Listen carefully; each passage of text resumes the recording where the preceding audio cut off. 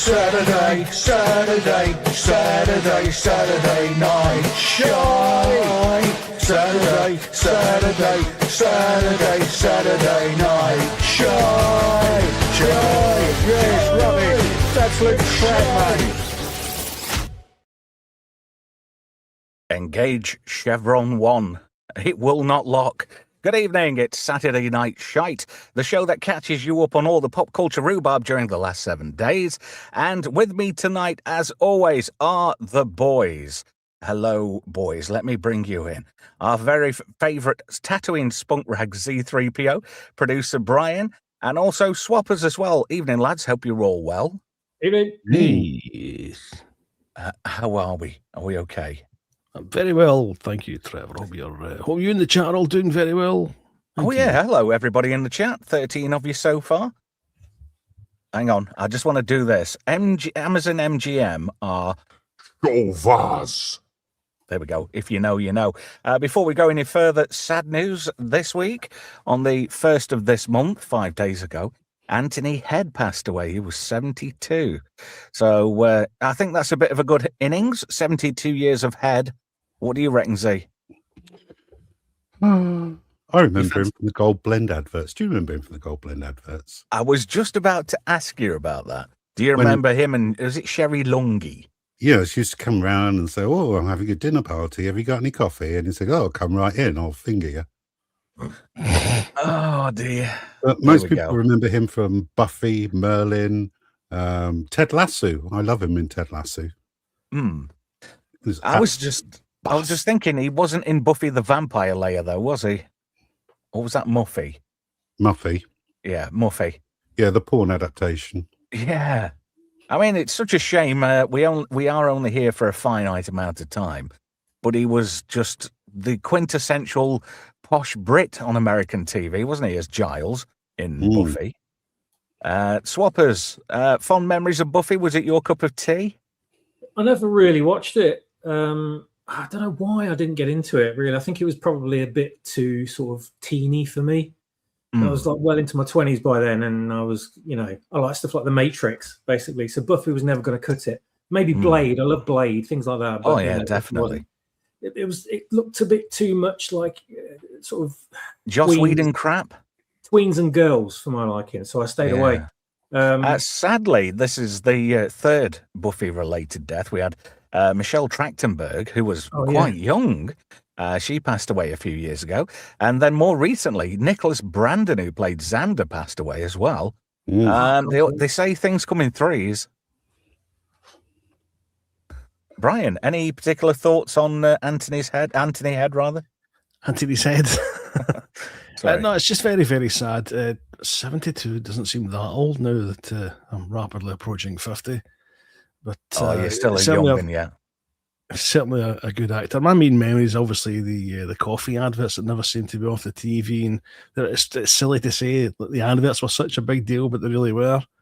I do recall his daughter was in Emmerdale as well, because every time she was on the television, the missus would say, "That's Anthony Head's daughter." Like, oh, but his other daughter's an actress as well. And but it's a sad loss. It just seems to come too soon, if you ask me. And that's a rather unfortunate picture, because he kind of looks a little bit like a certain politician. We won't go into that, because Z will say that word that will get us demonetized. Hello to everybody in the chat. Gav Unit, Smilex. Well done to Z for being first in the chat. That was rather a sly move there. Since the link hit, had to do it. You slipped in there like you were on Astroglide. Yeah. You post something, I'm just going to slip right in. Nice. Anyway, our favourite moist otters in the chat, so's Flab, Ardent Party, Paul Dickinson, Manuel Greel, amongst others, Garbage Who AI, and let me just... I'm not very well organised tonight. Hello to everybody, and if you're lurking, come on, join in the fun. It's a good crack, because it's pretty much like being in the boozer. Hello to Jay Goodwin, who's just dropped in as well. No more Head. Yeah, tell me about it. Looked a bit like Donald Rumsfeld. Mel, what the hell are you talking about, sir? I thought he looked like I don't really want to say that word because quite easily get myself in trouble. I don't need pictures, but that is a cracking photo. Let me just take us off screen a second. Look at that. The iris never looked so good. Which brings me onto our next item. Unfortunately, Amazon MGM have decided to part ways with Martin Gero's project for a new Stargate series, which involved the likes of Martin Gero. But the weird thing is, and I find this really bizarre, is that Martin Gero is unusually silent. His last post was December 9th, 2025. And he's not said a single word. Obviously, he's been very diplomatic. But what I find interesting is Joseph Malozzi, on the other hand, has come out with this. I'll read this statement from Joseph. Hello, mister. I know you drop by every now and again. I hope you get a chance to see this stream, which would be cool. Sadly, it's true. Amazon has elected not to move forward with the new Stargate series. There's not much I can add beyond confirming what's happened, but I will say this. Creator Martin Gero developed a new Stargate series over 2 years, ultimately crafting a show that offered a fresh jumping on point for new viewers while deeply respecting existing canon, which is great because not many IPs do that anymore. Joseph continues, it was a series that avoided the pitfalls of several modern remakes and reboots by fully embracing the core of its predecessors. Action, adventure, exploration, wonder, heart, humor, and found family. And based on that creative vision, the new Stargate series was greenlit in November of 2025. As of today, officially, that original vision is no more.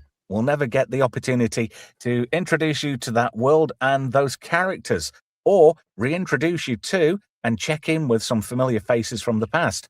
My heart breaks for the incredibly talented writers who worked tirelessly to bring this new show to life. For Martin, who maintained an unwavering positive outlook throughout, despite the challenges, and who always strove to make a show that would honor the fans while welcoming the new audiences. And for the long-suffering Stargate fandom who waited so long and came so close to getting a show they truly would have loved. And there we go. Stargate TV series from Martin Gero not moving forward at Amazon, which makes me think, oh, crikey, I didn't go on to this. I didn't go on to Mark Joseph's profile there. But there you go. That's the statement I've just read out. And do you know what I think? Do you know why they're not going any further with this? Not enough class? Well, I reckon, don't say that word, you naughty boy.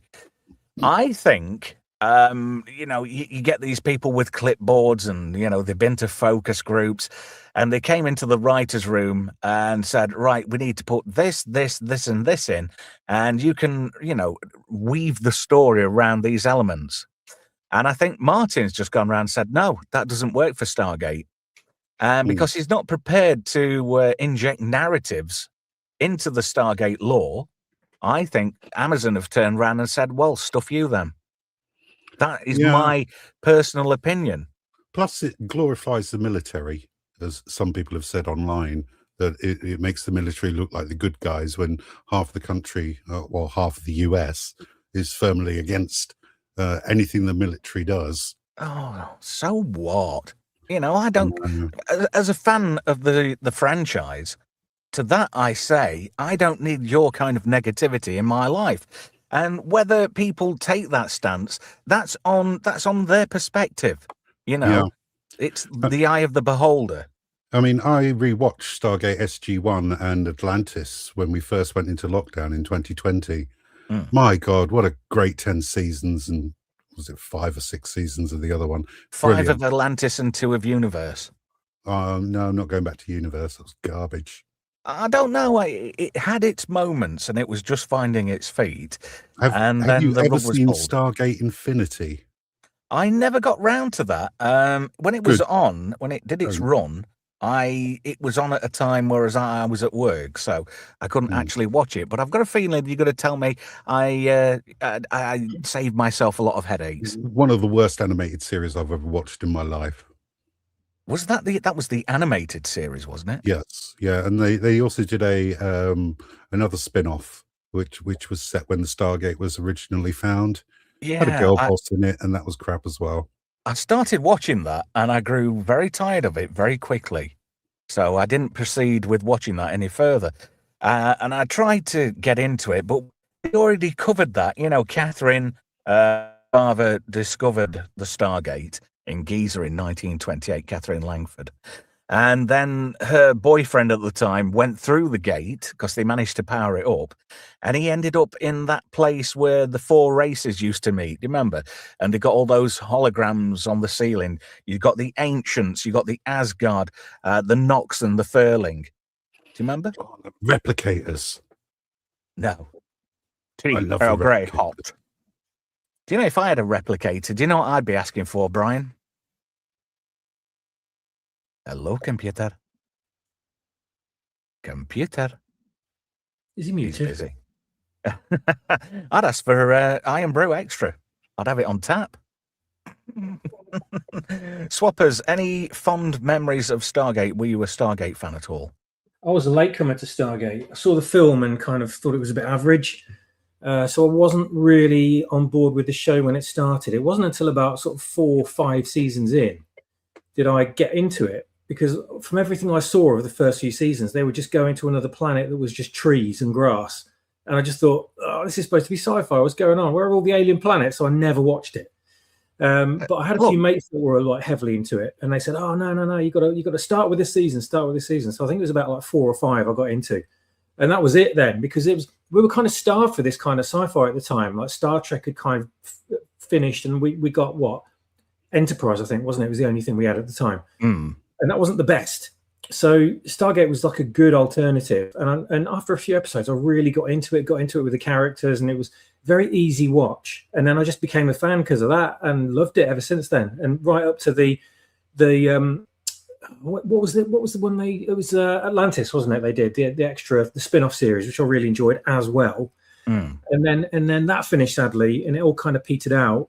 And then we got that sort of hard, edgy, dark and gritty series with all the swearing and the sex in it, which I didn't really enjoy, but it was kind of okay. But because it wasn't really in my blood like Star Wars, I could kind of let it go. But I'm still kind of pissed off at the fact that, you know, what's happened with Amazon. Yeah, definitely. Ardent Party for a Canadian $2. What do you figure the next canon they'll try is? I don't know. But Gav Unit lowering the tone, and I agree, says the Asgards are bum probers. I like the Asgard.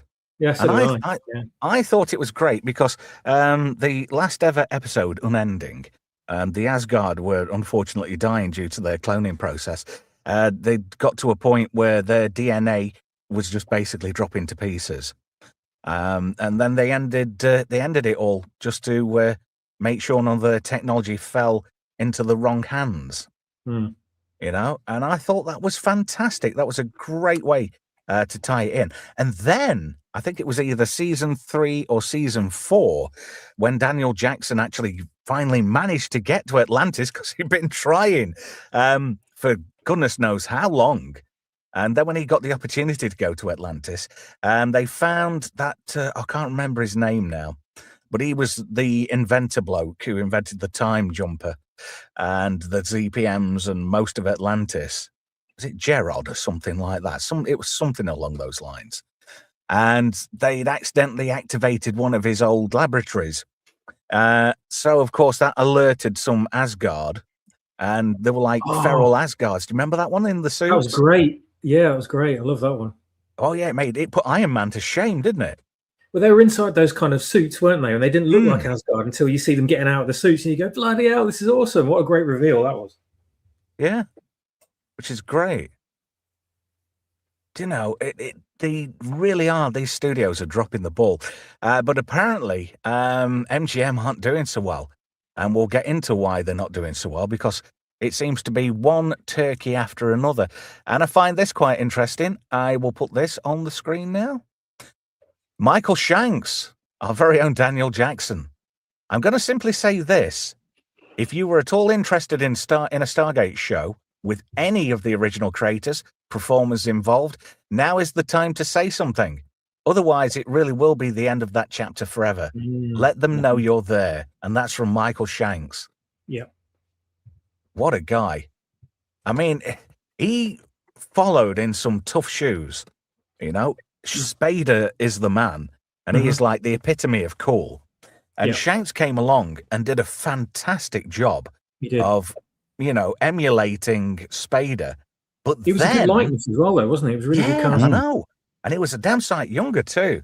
And then over the course of the seasons, he made Daniel Jackson his own character. Oh, absolutely. He kind of evolved, but evolved with Michael Shanks, and in that way, in a way that wouldn't necessarily have happened. But that's when he just took over the role, dominated it, and took it. It was him from that point onwards, wasn't it? Completely.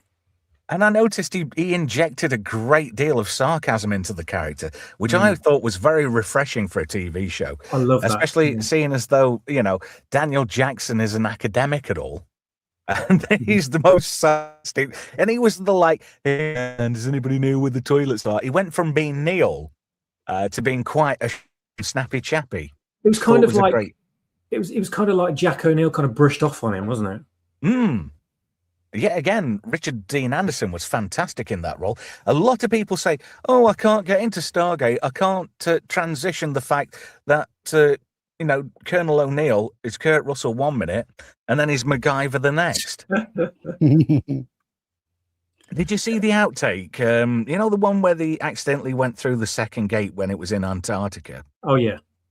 And Samantha Carter, Amanda Tapping, she's just basically ribbing him. She's saying, you were on MacGyver for 7 years and you can't get us out of this situation. And I just thought that was really good because it was very natural. It was very off the cuff.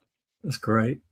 Oh, dear. And I am deeply saddened and also very angry and frustrated. And I think it all boils down to woke and DEI bullshit. I think the narrative team came into the writer's room and said, right, we are going to do this and we're going to do that. And Martin's gone, whoa, whoa, whoa, this is Stargate, hold your horses. Which is a bit of a shame, really. Yeah. But these things happen. Melvin Deeply for £2, Wrench World of Sport.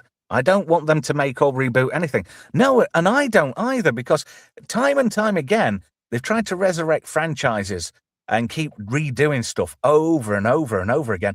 And it's just not working out.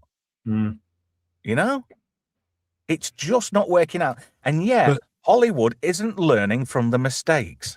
But this wouldn't have been a remake or a reboot. This would have been a direct continuation. So exactly. I was 100% up for this. But still, Amazon are quite prepared to spaff $1 billion on Rings of Power, but they won't give something this popular a chance. Yeah, I know, it's crazy. It's like they've got a golden goose right there. See, just take over just for a second for me, please.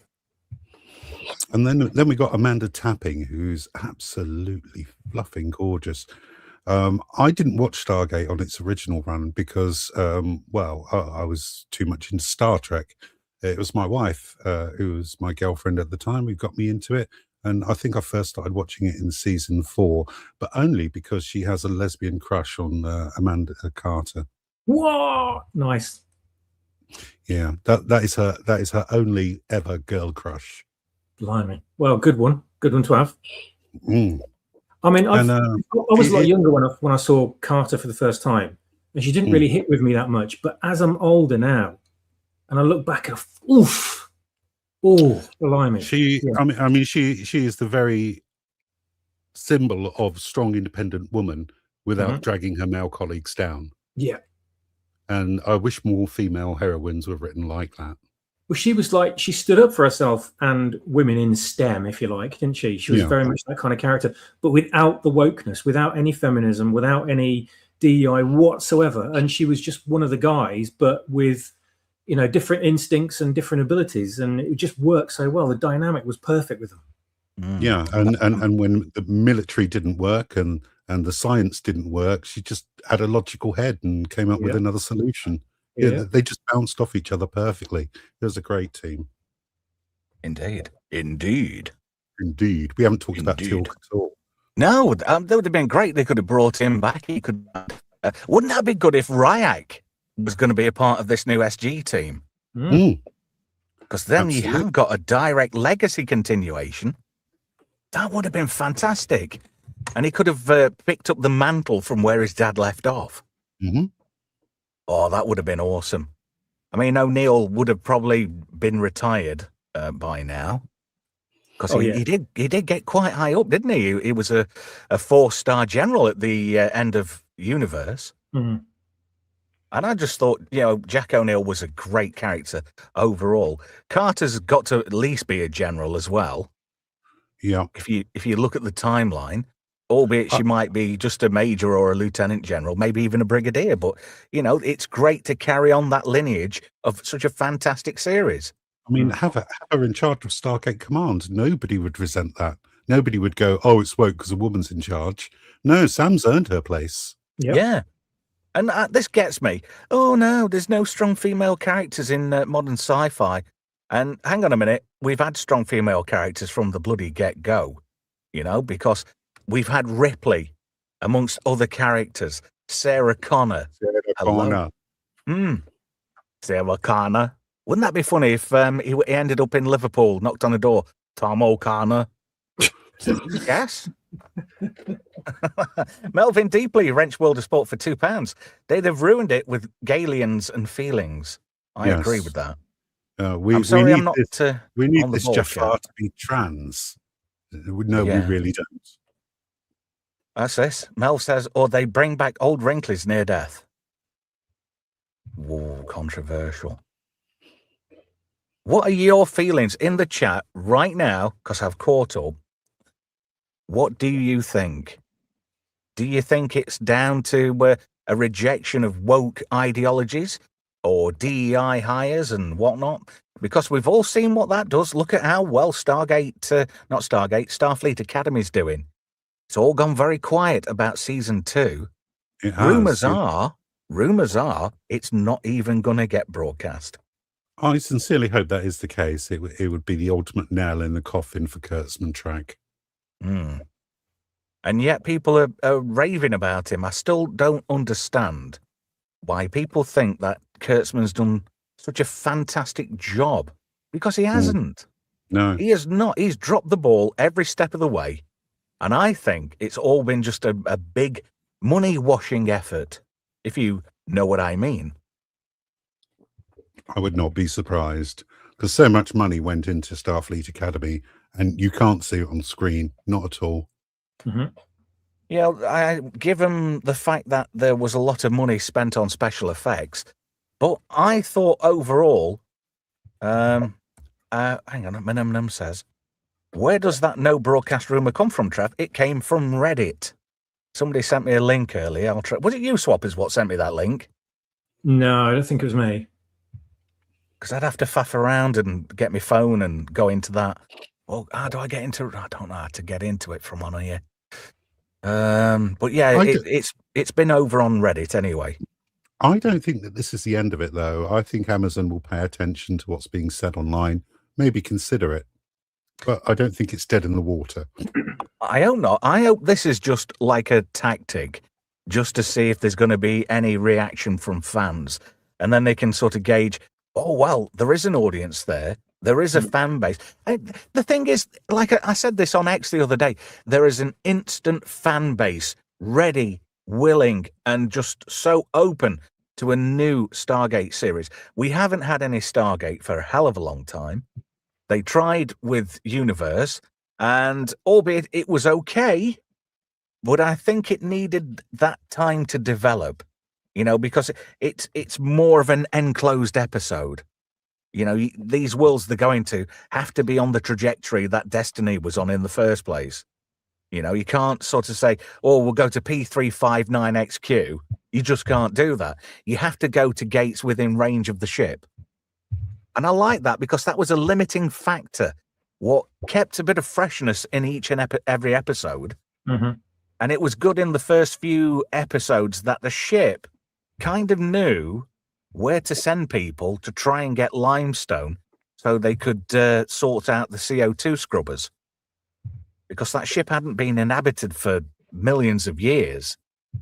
And of course, when they went on board, it stressed what little oxygen purification was on that ship. And then they went to that planet where they eventually found some. And like a wispy entity, like a little dirt devil type tornado thing, showed, was it Matthew? Oh, God, what was his name? Oh, bloody hell. Brian J. Smith's character. Does anybody remember his name? Can't remember his character's name now. No, I can't. And he ended up getting woked up, didn't he? Because he ended up being in, oh, God, Sense8 from Lana Wachowski. And then he ended up being in the Matrix 4. Mm-hmm. And he's a rainbow flaggist now. It's funny that. Brian J. Smith, Matt. Oh, God, it's got to come to me. Anybody in the chat? Lieutenant Scott, Matthew Scott, thank you at Gap After Dark. It was on the tip of my tongue. Just going on to what is being said in the chat right now. Emperor Goodwin from Minonum didn't stop Amazon with Rings of Power and a niche fantasy audience. I think that was a fictitious audience because not being funny out, guys, I find Tolkien dreadfully boring. And I haven't liked a single iteration of Lord of the Rings. I tried to watch the movies and I just thought they were fucking boring. But then again, that's me. It's I often say to people say, "Oh, have you seen this film? Such and such and such and such is in it." And I go, "Is there any phasers? No. Is there any warp speed? No. Is there any spaceships? No. Well, fuck off." Well, I'm not as blunt as that. That was hyperbole on my part, but that was essentially me as a kid, though. I didn't want to know unless it had all that in it. But as an adult, I've kind of expanded, I suppose, a little bit, and I kind of do like a bit of fantasy and Lord of the Rings style. But it's probably the reason why I got into the Lord of the Rings movies was because there was lack of any other decent stuff around at the time. We had the Star Wars prequels, and they weren't really a massive draw. I was as big a thing I was hoping they would be. But Lord of the Rings just did it for me at the time. I guess I just reached that point of maturity where I was ready for it. Oh dear, I've just upset a bunch of people. Hello, RG. Kick Trev. Ardent Party says, what? Kick Trev. Wow. Rest in peace. Unsubbing now. I've always loved sci-fi and fantasy. Fake nerd. Love you too. Yeah, I've not really been a fan of fantasy, but I do rate the Lord of the Rings special editions as some of the best movies ever made. Mm.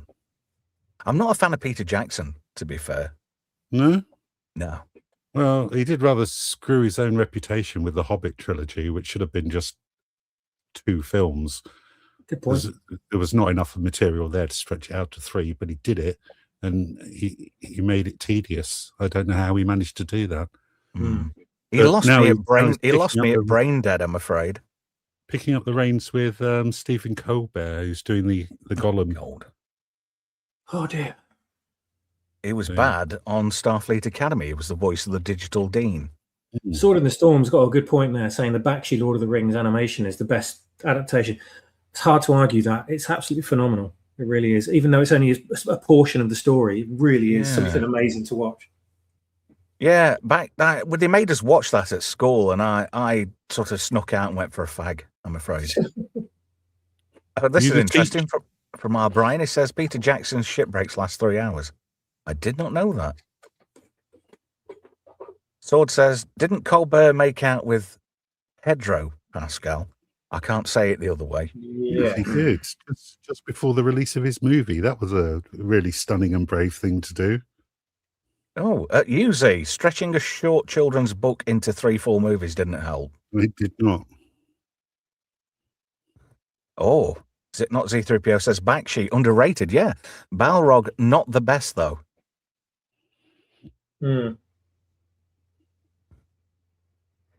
Interesting from Eminem. The Hobbit trilogy was dire. Jackson is a busted flush. He's very fat.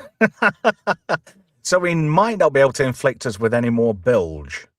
Yeah, well, I hope he doesn't inflict us with any 60 frames per second bilge, because that was the worst thing about the Hobbit trilogy was the how it was filmed. I'm not impressed by that. The current, just for members at the moment, the next Just Bad movies dropped today for members of the channel, and I've done that at 60 frames. I'm trying something different because I went 4K on this one. Somebody complained and said, "Oh, why aren't you doing 4K?" So I've given it a try.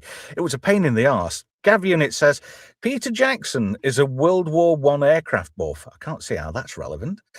He set up his own plastic model company, now sadly closed down after he misused COVID money. There we go. Oh, I did not know that. Oh, interesting. What's this from Jay? They shall not grow old was good work from Jackson. Yeah, interesting. Diarrhea. Hello, Cartoon Man.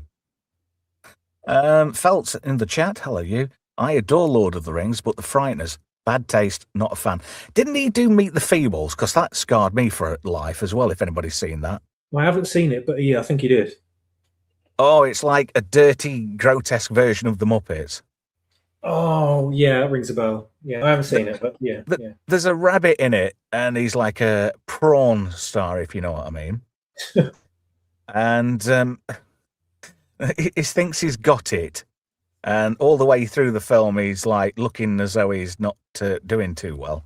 And I can't remember his name now, but it turns out he's not got myxomatosis. They don't tell you what they think he might have, but we all know what they're alluding to.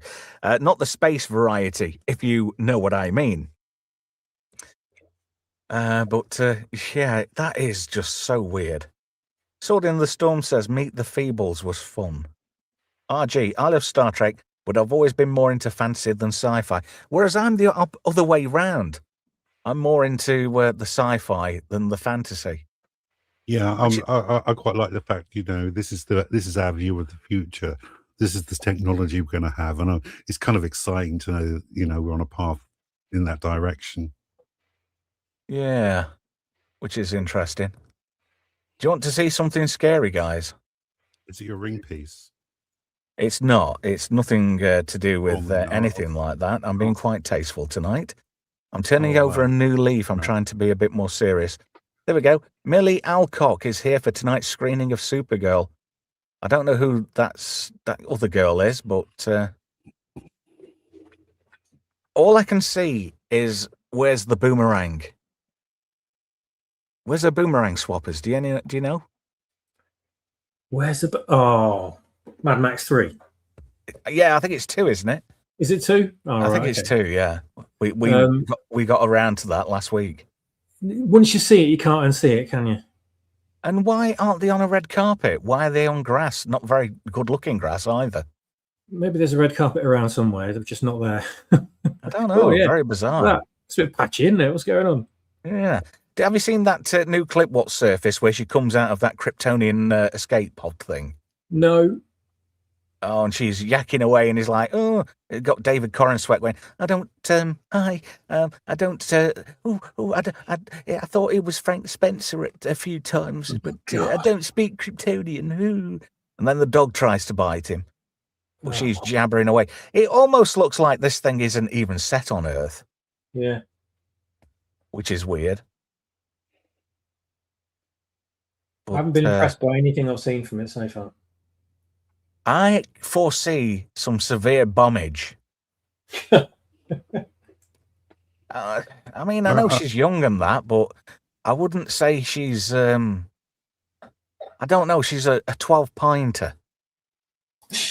That's how many pints I'd have to do before I consider doing it. Yeah. But the brunette's quite tasty. I'm not sure who that is. Yeah, who is that? That's not the co-star in the movie, is it? The girl that she's supposed to be knocking around with. I don't know, but she's got chops like Dobbin. If you know what I mean. I don't know. Speaking of...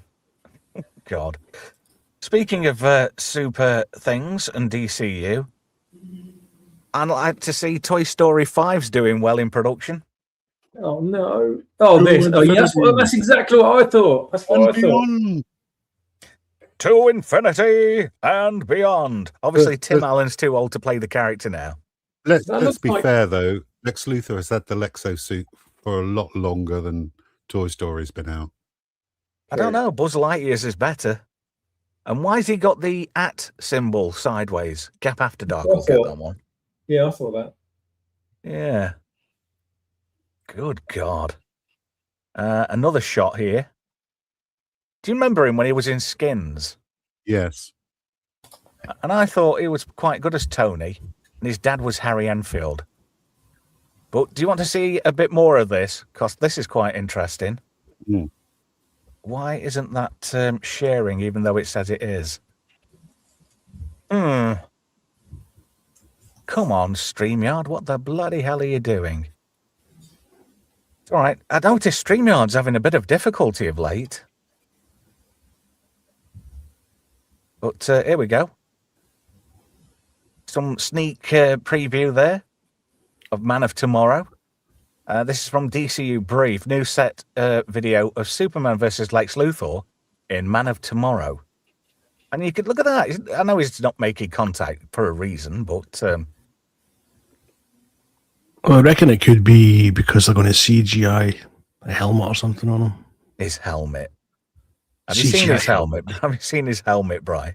No. You know, this is terrible, but I can't stand Nicholas Hoult, and it all stems from one of his appearances on Soccer AM. Really? He went by. I know I said Simon Rimmer, Tim Lovejoy, and instead of shaking his hand, you know, did that horrible Childish thing where you put the thumb up to the nose and waggle your fingers. He did that, and I thought, that boy's a little knobhead. My opinion's never changed since. Oh dear. I tell you, this is a good one from Cartoon Man. Master Chief's suit has let itself go. Yeah, it does look a bit like that. I don't know. I'm thinking more Toy Story than anything. And I tell you something, I've got a feeling Matt from Going to the Pictures is going to have a field day with this and Supergirl. Mm-hmm. Oh, Gunn, why? With the Paramount takeover, you would have thought somebody would have stepped in and said, right, James, step away from the money. Yeah, I had a funny feeling that if probably when Supergirl bombs, that they might have just taken the keys off them completely and just tax written this one off. Depends how far they're into shooting, I suppose. And they've got 3 cameras, but have you seen the guy jerking the camera down on the punches? The guy at the top who's like doing squats. That's ridiculous. Where are the proper cameras? Where are the Panaflexes and whatnot? And where's James Gunn even? Yeah, is this like a second unit thing or what? Good question. Pardon? Good question. Yeah, where is he? We're not going to remark on that guy's name. It shared it. DCU Brief. I already mentioned James Knob. Oh, via James Knob on Facebook. I see what you mean there. I thought you might the guy who posted it. Adam Party says, looks like something Star-Lord might do. Classic line from Paul Dickinson. Nothing worse than being punched on the helmet. Wirren of Bly says, to infinity and Krypton. That I like that. That is good.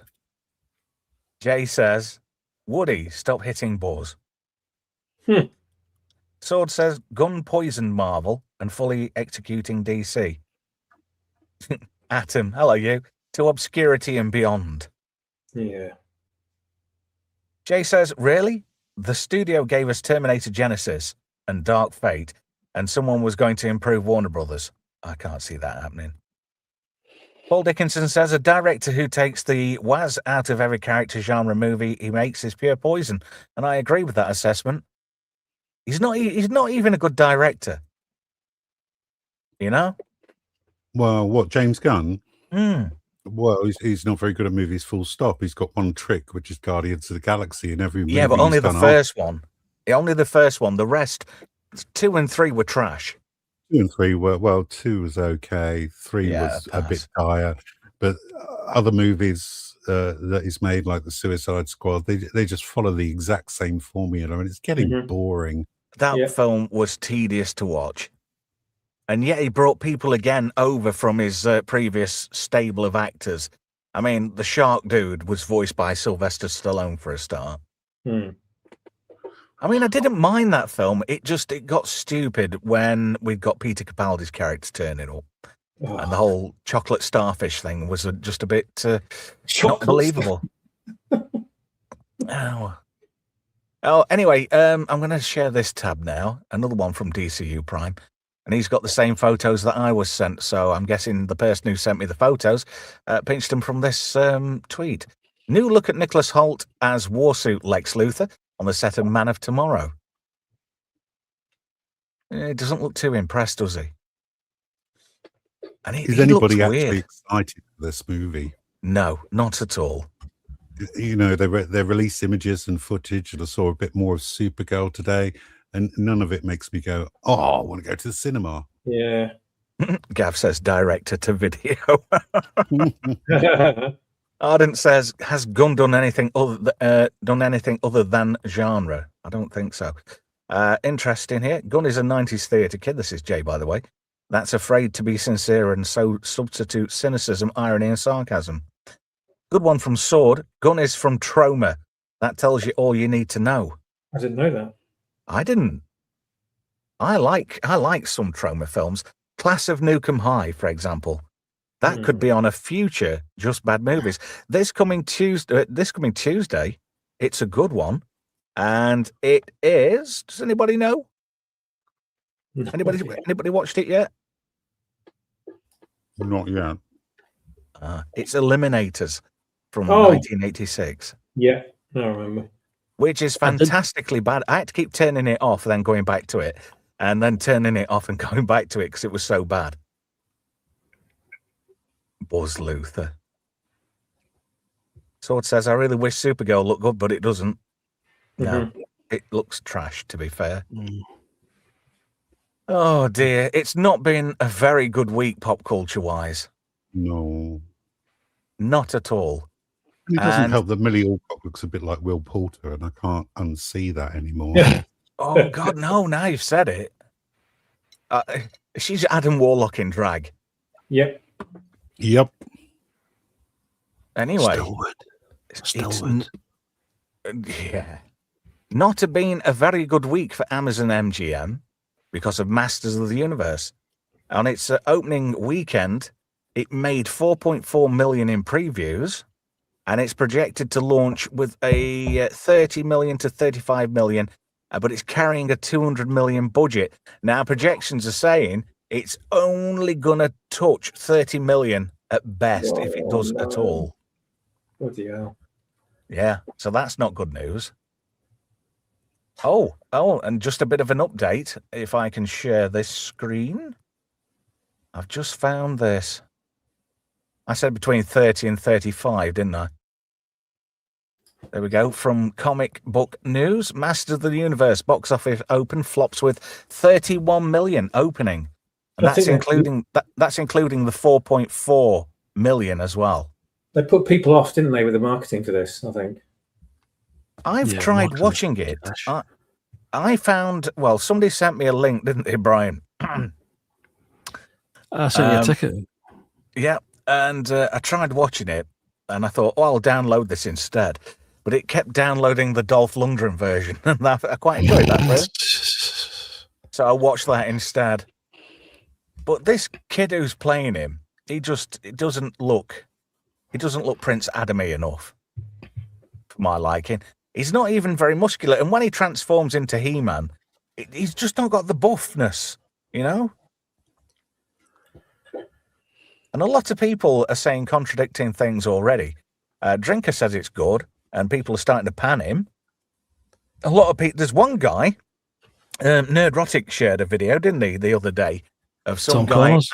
absolutely losing it over Masters of the Universe. Tom Connors, yeah. I just loved it. I just thought it was great. Well, I will get round to watching it if I can find. I'm waiting for a decent link to become available, and then I can get into it. But apparently, Scary Movie has wiped it out. Well, I did watch the whole thing. In fact, I watched it twice. Believe it or not. Was Alison Brie looking quite well as Lee Berlin? Yeah, she certainly was. I've got kind of mixed views about this. I probably enjoyed it more in the second watch than I did on the first.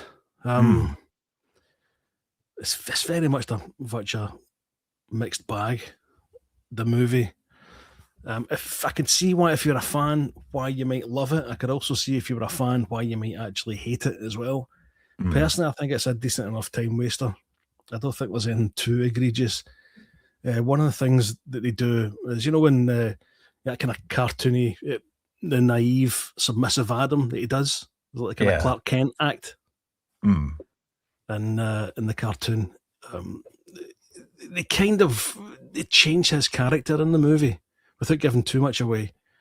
He becomes that's his main personality, because you see him when he's very small, very young, and his entire character arc is basically going from that to becoming a man and becoming He-Man as well. So there's a big difference, a fundamental difference in the way that the cartoon deals with it and the way that the movie deals with it. There's so many gags in this, and a lot of them do land. There's a few proper belly laughs in it as well, but there's a few that undercut the typical kind of Marvel stuff at times. But funnier, certainly a lot funnier than Marvel, and where they undercut a scene with a bit of humour but it really doesn't need it. But I think if you're expecting this to be uber woke, I think you're going to be surprised.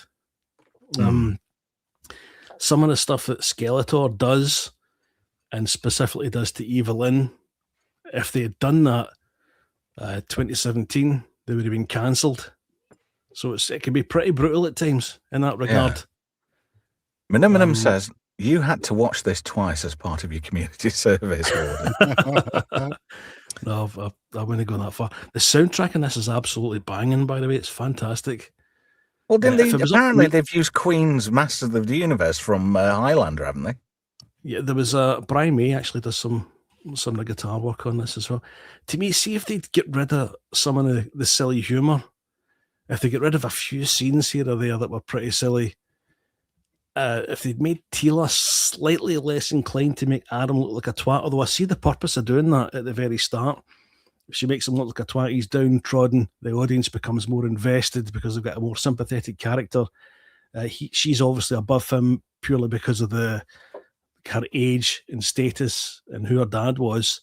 But then that gradually gets worn away as the film goes on, and he starts to gain more of his powers. But the scene where he actually gets his powers for the first time, I actually had the feels in it. I was a very big He-Man fan back in the day, but I've not really thought about He-Man since freaking 1983, basically. Yeah. Other than the disaster that was that 2021 show. But I was really surprised. It made me feel, and at the end of the film, I actually felt pretty good.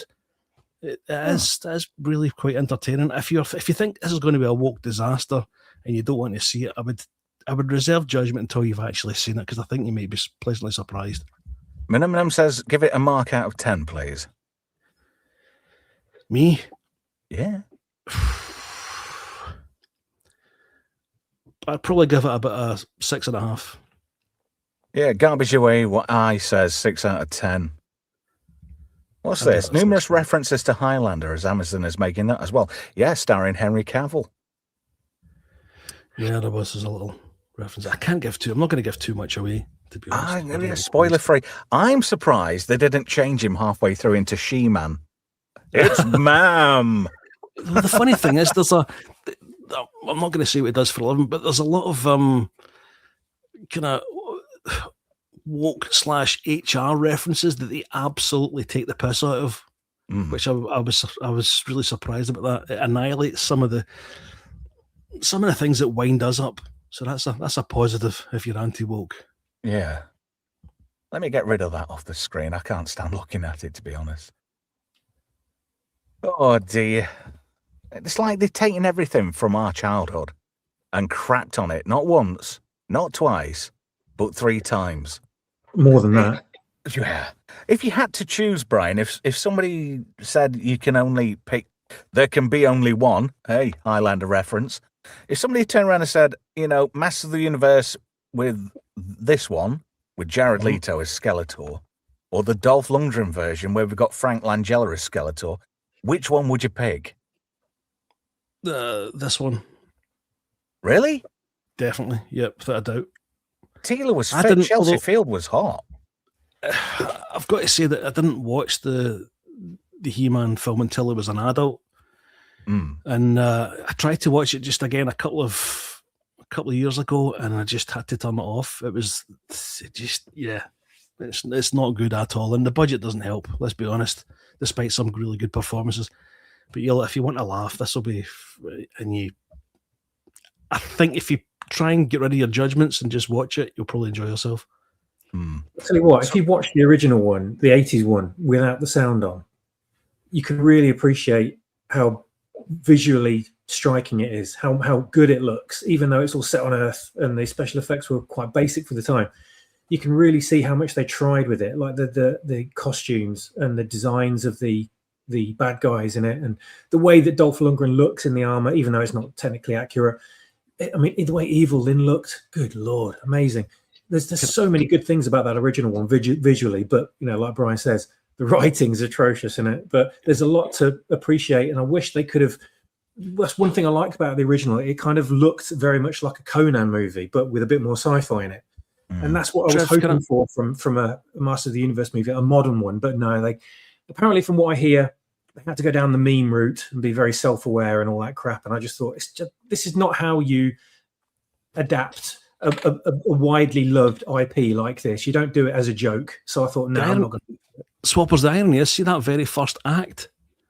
The first act, they could have run with that same tone from the first act onwards, but they didn't. They changed it. That first act is absolutely banging until they have the clip that's been circulating about where Skeletor have a bit of self-aware humour. That's where it starts to go dodgy, but that first act is excellent. Can I just say something before I forget, Trev? Yeah, sure. There's one joke in it that you'll fucking love. Specifically, they do the Jeremy Beadle joke. No. Okay. I won't say who it is or what it's about, but yeah, if you know that joke, you'll go straight away. You'll click. Right. I'll look forward to that. Oh dear, it's going to be divisive because apparently some people are losing their mind over this. Jay says, if nothing else, the 87 Master of the Universe took itself seriously and was sincere. I kind of agree with that. Eminem says, I'm hoping for a Lost Cities of Gold movie. I can't see that happening. Would be good though, wouldn't it? But the problem is we can wish for movie versions of all our favourite childhood properties all we like. We know what they're going to do to them as soon as they get into the writing room. They'd just be decimated. Yeah. One of the biggest problems these things have is that instead of making it for the audience that likes it, they try to give it a bit more universal appeal, and they also try and make it accessible to people who have never seen it before. And that's to get in there, to get their dollars in, and that's where it falls to bits. Absolutely, because it doesn't make you want to go back and watch the original series. It's not going to spawn any new fans if they do it wrong. Yeah. True. It's interesting. At the moment, over on X and places like that, and no doubt YouTube over the coming days, it seems that people are having one opinion, and one half of the camp are having another opinion. And I can see fractures appearing in certain groups of people who are all expected to share the same opinion, which I don't think's a good thing.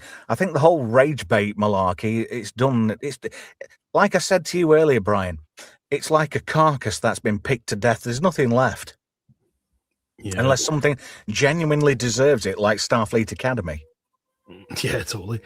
But Swappers will tell you how many reservations I had about actually watching this film, because I just expected it was going to be a disaster. When I heard about some of the crude humour, and I thought, why are they doing that for kids? But you can see that it's not exclusively meant for kids. It's supposed to entertain us as well, and I think it does a lot of that. Ooh. Garbage says, make sure you watch the mid-credit and final credit scene. Very short but important. I've heard about that. Did you see those, Brian? No, I hadn't. I walked out before I realised. I didn't think it was going to be in, so I disappeared. Out at front room. Out at front room, you liar.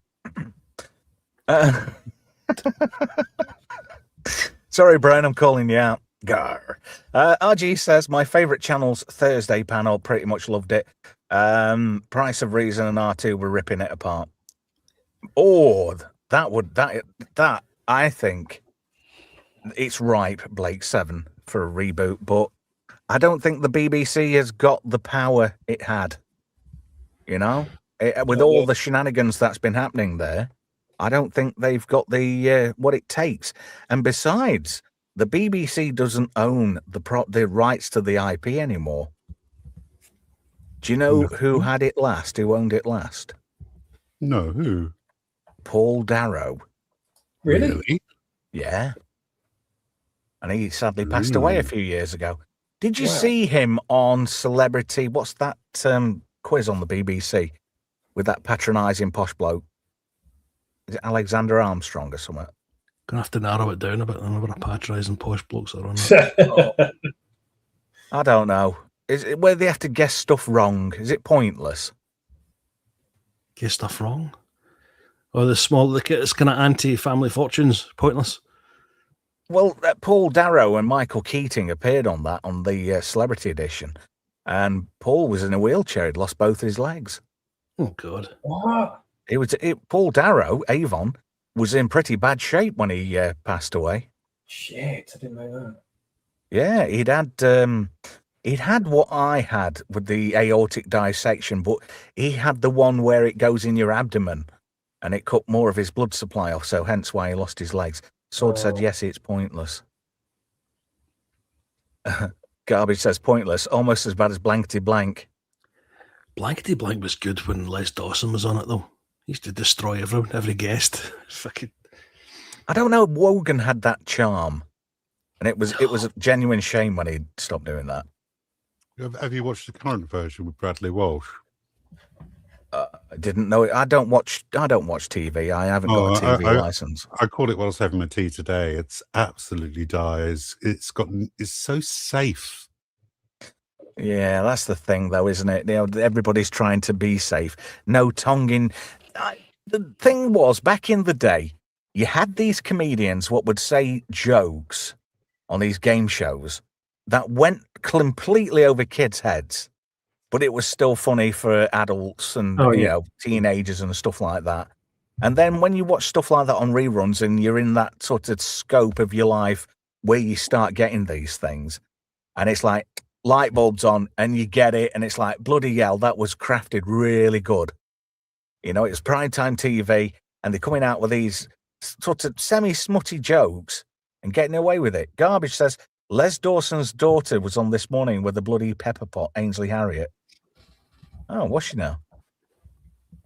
Does she look like a dad? Crikey. Ooh. RG says it's kind of wild, the range of opinions on this. I think we're still talking about Masters, aren't we? Mm-hmm. Manuel says that Professor R2, their loss, every stream needs an astromech droid. Ooh, egg. There we go. I think there's separate conversations going off.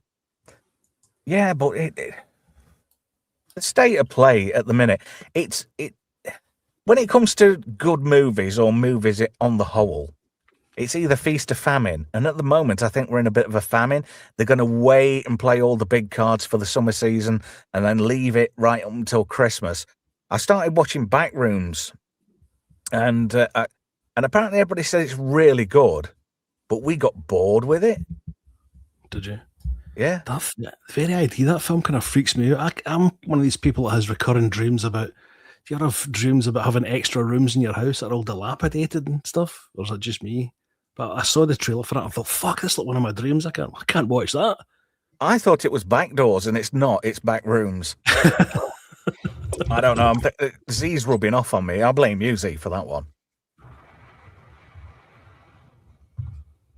Hello, computer. We're having a bit of hello computerage going off tonight. Do you know? I know it's weird, but I've pretty much run out of stuff to talk about because it's been a very, very slack week. Is there anything else you wish to talk about? Well, what else has been going on? Well, not at all. That we've had bricks and minifigs drama.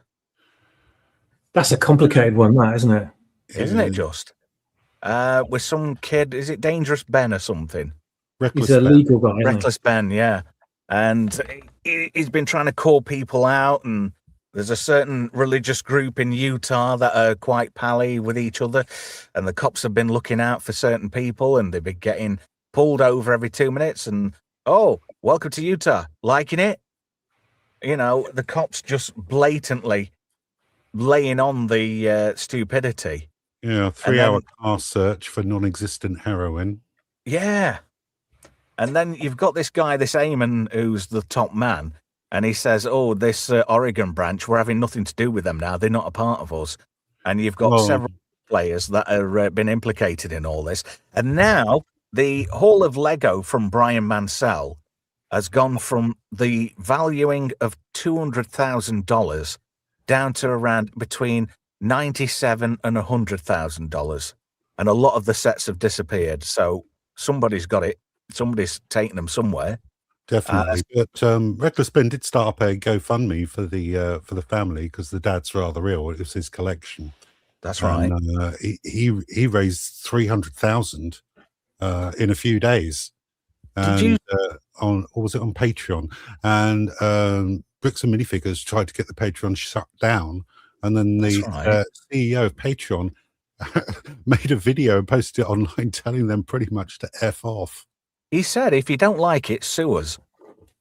And I thought that was pretty cool, really, because he's got quite a bit of clout behind him, hasn't he? I can't remember his name now. Is it Jack something another? It'll come to me. So basically, Flab says what I was just about to say. It always does that. I go to click it and then it moves up. Bricks have surrendered, essentially. Yes, they have. And did you notice on the Reckless Ben videos, when he said to a detective that he'd got a GoFundMe and he was going to raise money, the detective arrested him on the spot. Have you seen any of the videos? I've seen all of them. You have? Yeah, I subbed to the Nicholas Dorio channel, and he's been covering this extensively. And bloody hell, what an absolute nightmare! Especially did I say Jack? You did say Jack. It's Jack Conti, who's the head of Patreon, CEO. And the police released body cam footage, but a lot of it was redacted. Yeah. But it's been leaked, though. It got leaked out, though. It did get leaked, and it makes them look absolute fools. I can see a lot of people losing their jobs over this. What's this? Gav says there's another video where a guy takes his Lego to one store and they steal a high-value figure, then tell him his collection's worthless. Crikey. Some corruption going on there, right? This is not going well for them at all, is it? No, I can see them being out of business. And the guy with the handlebar, that Eamon, I don't know how you pronounce it. It's Eamon, isn't it? And he just twiddles his mustache and goes, what? What? I don't know anything. What? It's a farce. This is the sort of thing that makes a really good Hollywood movie when they're not being woke. You can just imagine them adapting this for the big screen. Somebody might do that, you know. Yeah. I can see that happening. An independent studio might actually do that. I don't know. It's just pathetic. It's just all, it's all to do with greed, isn't it, at the end of the day? Yeah. And this guy had lovingly collected all these Lego Star Wars sets, never opened them, not once, you know? And then this shop that you go in and rely on them, to be honest with you, and they just shark you left, right, and centre.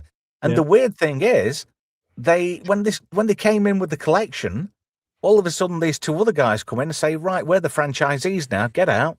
Jesus. So the original franchise owner was booted out, and I think they've done that to implicate her and make her the fall girl.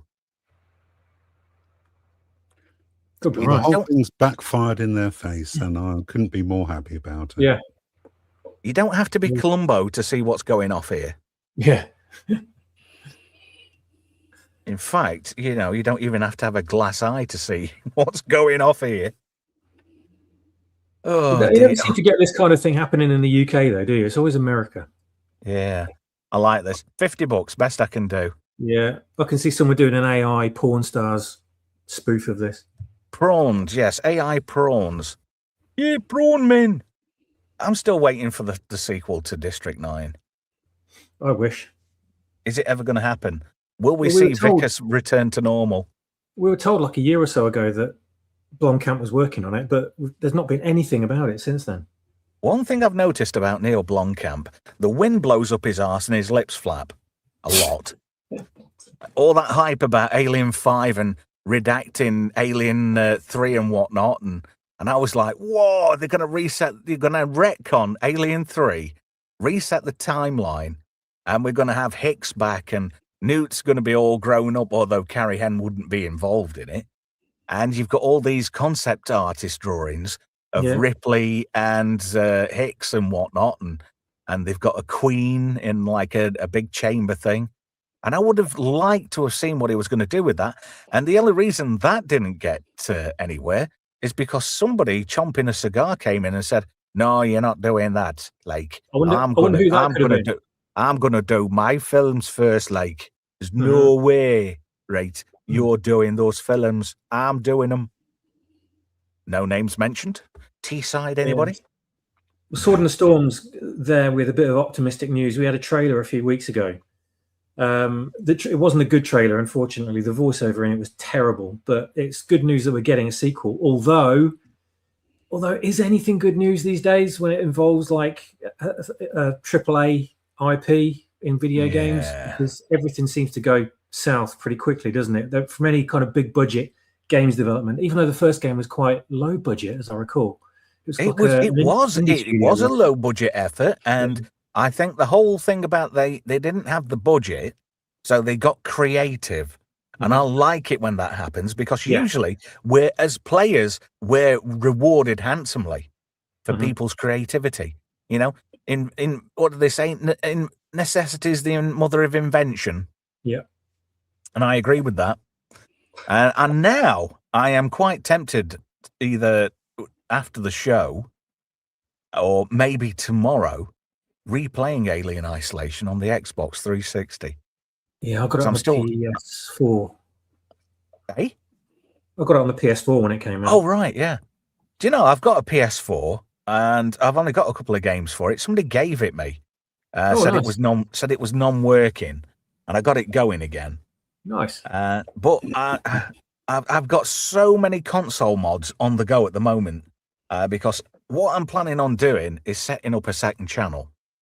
But I need to get my workshop sorted out, because I've got a PS1 that's ready to get modded with the the X Station, which is the optical drive emulator, so you can play everything off of SD cards.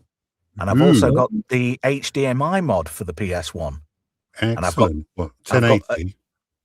And I've got a PU18 board, which is one of the only two boards you can do the mods on. And I've got, and I won this at a retro gaming event, an original boxed, right? It was £10 a ticket for this raffle. And I won a brand new boxed PS1 from like pretty much release. Yeah. So the case is minted. It's brilliant. And I'm like, what I'm going to do, I'm going to get the circuit board that I need to do the mods on. And I'm going to recap it. And then I'm going to put all these mods on it. And I'm going to put it into the brand new case. And then, boof, job done. but I'm going to video it all and turn it into like 2 or 3 episodes on the new channel. Trev's Retro Bench, by the way. I'd watch that. Do some modding, live modding. That'd be fantastic. Tito's doing that over on Macho Nacho. Does anybody sub to Macho Nacho? No. Oh, Tito's bang on. He took some photos of one of the early concept Xbox 360s where they made it into like an actual box in the shape of an X. I remember. And he rebuilt one of those, right? But instead of like the Xbox logo, he put an OLED screen in it. So it was like, showing you what game was playing, and it was rotating logos around. Yeah, so if anybody's interested in anything like that, I can highly recommend Macho Nacho. He's a nice lad, Tito. But it's weird. I sub to a lot of channels. Oh, Professor Ratu. Just get an FPGA. Well, no, because that's robbing me of hobby time. What's that? What's that FPGA? It's where they get a chip what does all the emulation, like all the modern like games. You see like a reproduction of the Atari 2600 or 7800, right? Or Mega Drives and stuff like that. What aren't actually Mega Drives. Commodore 64s. There's a new thing. Well, it's not really new, but they just had a new batch called the Ultimate 64, which is an FGPA board, and you put that inside like a Commodore 64 case. Plug the original keyboard in, and you've got a Commodore 64 with SD card, HDMI, wireless, runs off of a 5-volt USB. I mean, it's just great what they can do with all this FGPA stuff. But for me, I like actually getting in there and doing some stuff and making it work and making the original better. And there's a lot of development out there. In fact, I've got one. That was the Neo Geo console. Doesn't it? Oh, Swappers. I'd love one of those. What's this? Hey, what? Neo Geo. You've got a Neo Geo, bro, did you say? No, I was saying Argos is doing a Neo Geo for 180 notes. Let me have a look at this. Argos, UK. Yep. Do you want me to send you a link? Right, definitely send him a link. Sword says, remember when the PS1 came out and it worked fine? It did, but modern TVs, they're not very forgiving on composite signals and the like. Sword in the Storm says, PS5 will be my last console. After this one, I'll go emulator. I haven't even bothered with PS5, and I don't like what Sony are doing now because they're heading down the Nintendo route. You've paid all this money for a game, but you don't own it, and we can take it off you anytime we like. I don't like that philosophy. If you've bought something, you own it, which is why I'm still a big fan of physical media. You've got it in your hand.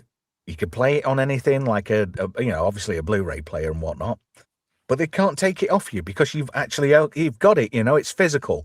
Exactly. Yeah. This is why I love retro machines, because they're just free of all this modern day shite with all the microtransactions and downloads and add-ons and what do you call them when they patch the game remotely, DLC. Yeah, when they release games half finished and stuff.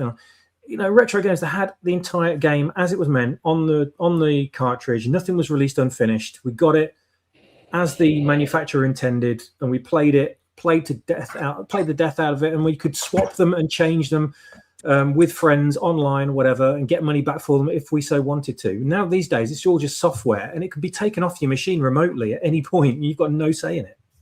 So one of the worst games I bought because in the unfinished category, do you remember No Man's Sky? Yeah. God, so disappointed with that. Although, in fairness, the guy spent about the next 10 years upgrading it and fixing it to be not a bad game. But when I first got to be the game it should have been when it released. Yeah. RG says, I love Nintendo. They also suck. Yeah, they do. Yeah, it's a point. I love a lot about Nintendo, but there's a lot I don't like as well. Sword says, try finding a Blu-ray player nowadays. I bought one for 14 quid off Scammers on the other day, and it is in my hand right now. Hang on, let me Is grab that it. all right? It is indeed. It's obviously it's a nondescript brand. It's Pero Buono, but it's got external ODD and hard disk drive device, but it's an optical DVD, Blu-ray, job lot. Just plug it into USB 3 and it runs off that, and it looks like a David Niven cigarette case. That's the best way to describe it. Is it affordable? Let me just turn the camera on a second without giving my face away. I'll probably get one of my chins in. You see that? Oh, yeah, I know. Yeah, I've seen those. Buono. Yeah, it's pretty nifty. Yeah, it's tiny. It's not much bigger than an actual physical media disc. That was one of the reasons why I bought the PS4 was for the Blu-ray. None of my chins were in that shot, were they? I couldn't see any. I'm on the all looking. Right. You're safe. Yeah, I've got a bit of a chin-a-lanch going off these days. But I'm going for that divorce bod thing now. Anyway. I never played one game on the PS2, not one. It was only ever played dirty movies on the PS2 because it was good playing them. Yeah, RG says I just played a Switch port game from the PS2. I borrowed my sister's copy. I want one. I have to get it from Japan if I want physical because they don't sell physical in the US, which is a shame, really. That is a monopoly, not just the game. Yes. John Platt in the chat. Hello, sir. Hello and good evening to all of us. World of Gobshite. Mods and chats, thank you for joining us, John. I watched one of your videos the other day, unboxing some comics. Nintendo. I quit Nintendo after the GameCube. GameCube was their last decent console. I've never ever been a fan of Nintendo. I will use the Xbox or the Slim Optical. Yeah. Minimum says, what's this? Is a divorce bod one way you can get an erection again? Well, I don't seem to have any trouble with my girlfriend. Do you know, it's funny, when you get to kind of close to the 50 mark, you realise why it's called achieving an erection, don't you? Yeah. I don't know, I've never struggled in that department. You're clearly not drinking enough, Trev. I don't drink a lot, Brian. You know me, at least a bottle of whiskey a fortnight. You know, I've calmed down.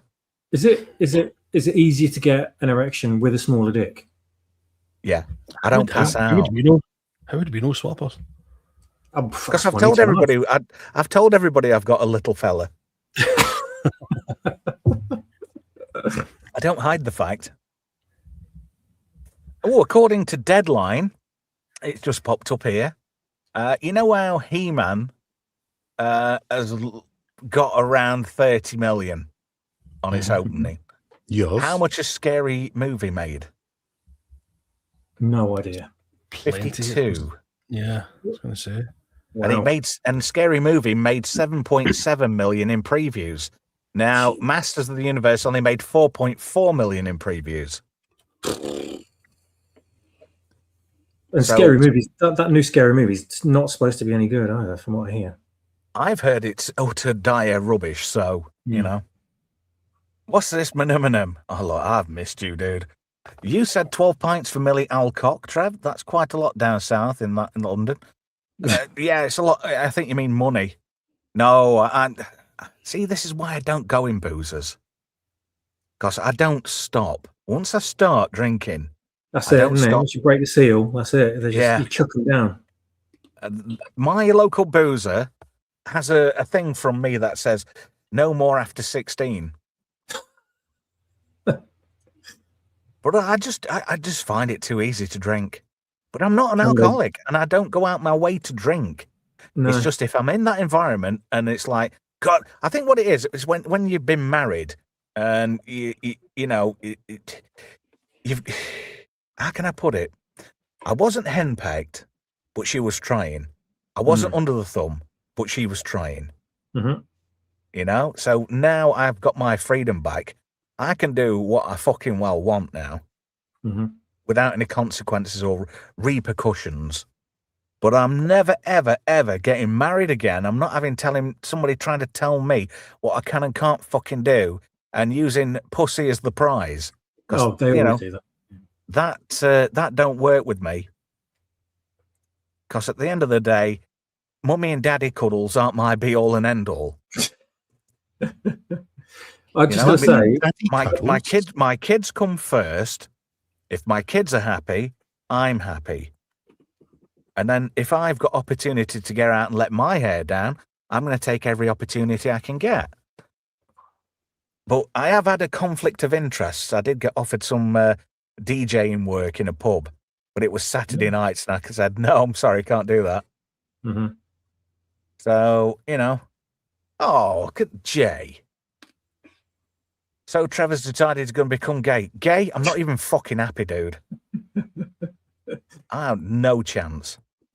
No chance. I wouldn't give it. I wouldn't take it. Bum fun is not on the menu for Trevor. If people like bumming, that's entirely up to them.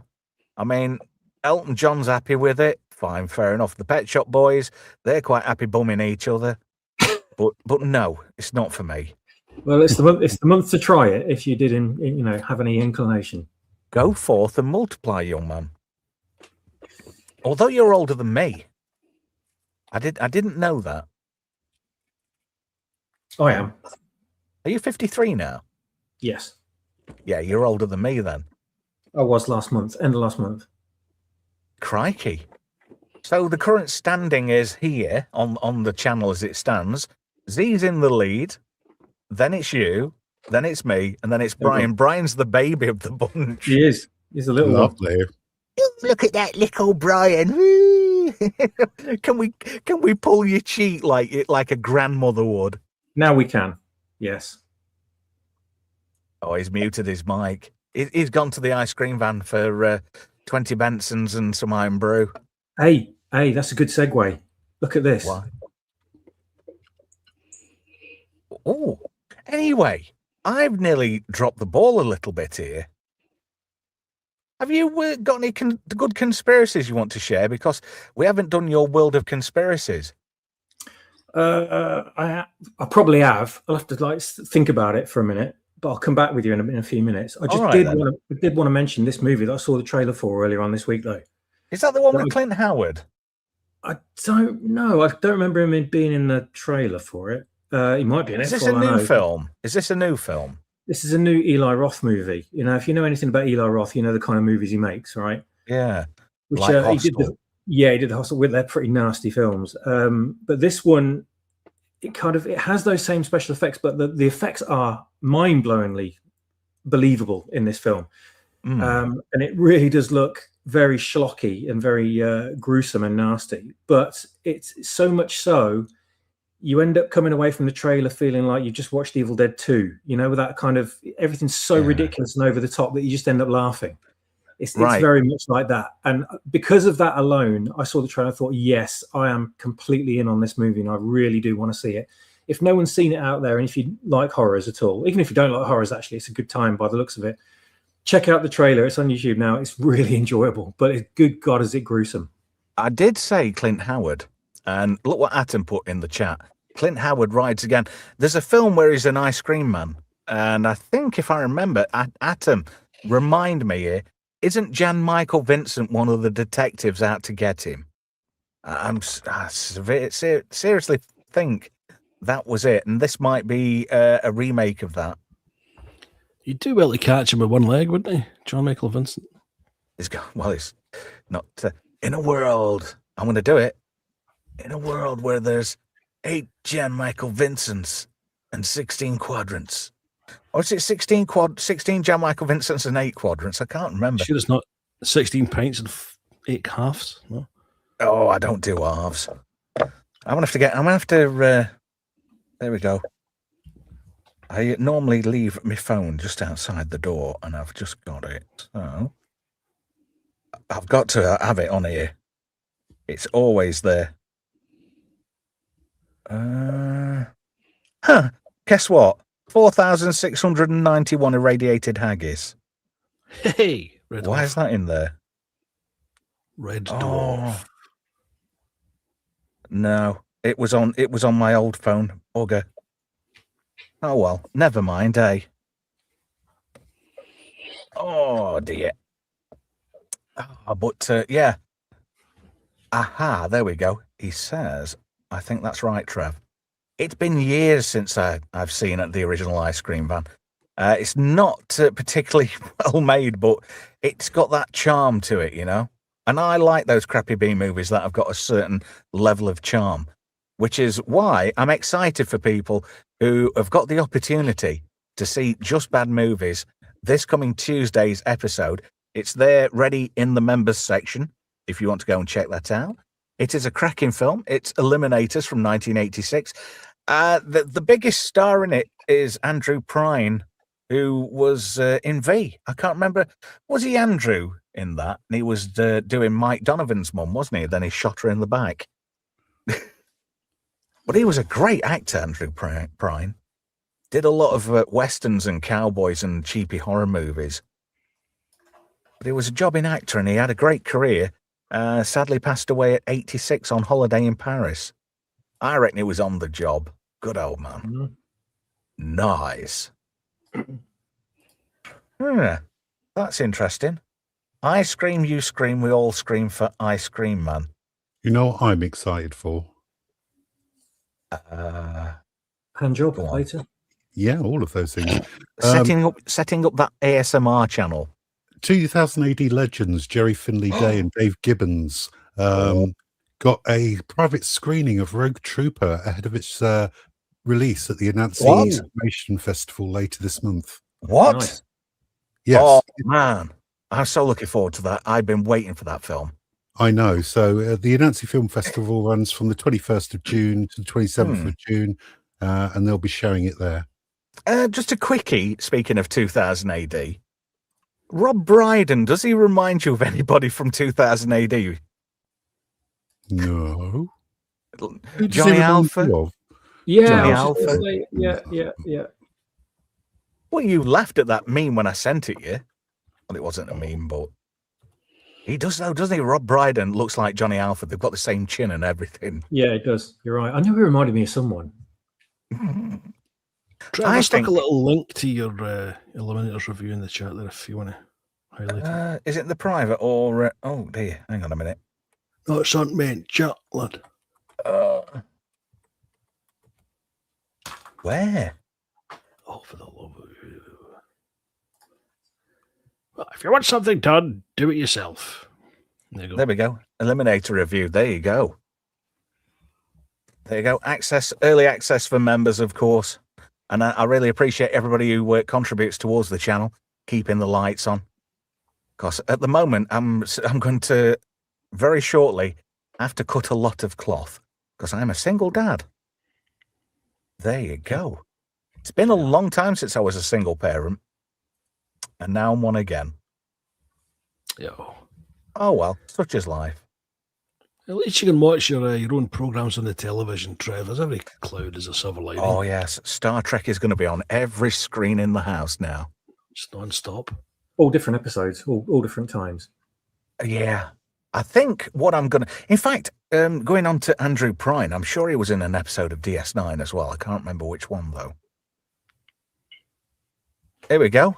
John Platt says, did anybody hear about the untimely passing of Buffy the Vampire Slayer actor Anthony Head, who played Buffy's mentor Giles? He died from a bout of pneumonia. Rest in peace, Anthony Head. I wonder if he'd had those injections, swappers. That's always my first thought whenever I hear anything like this. It's just, that's immediately where my mind goes. I can't help it. Yeah, John, just to let you know, John, we opened the show with a small tribute to Anthony Head. There we go. Oh, I just had a look, Bright, on Argos for that Neo Geo. It's a pre-order for the AES Plus, which is the reproduction version that's out later on in the year, which is very nice, and I'd love to buy it. But the games are like 80 quid each, and it's like, wow, that's Neo Geo for you, though, isn't it? But they're great games, though. John Paul Dickinson says pneumonia brought on by stroke. Oh, me an egg. Jesus, 72. Gav says, yes, and I know about this because I put a P instead of an O. The Twitter link for Eliminators is wrong. I just posted the correct one. You did indeed. I also posted the correct one as well. But by the time I'd realised it was past the hour mark and I couldn't edit it. But, you know, it's there. And members get a notification. So there's a link right there. And, you know, it's all good in the end. I'm making a lot of silly schoolboy errors a lot. But the thing is, and I'm not making this an excuse, but to be fair, in my defense, I've got a shitload on my head at the moment. Mm-hmm.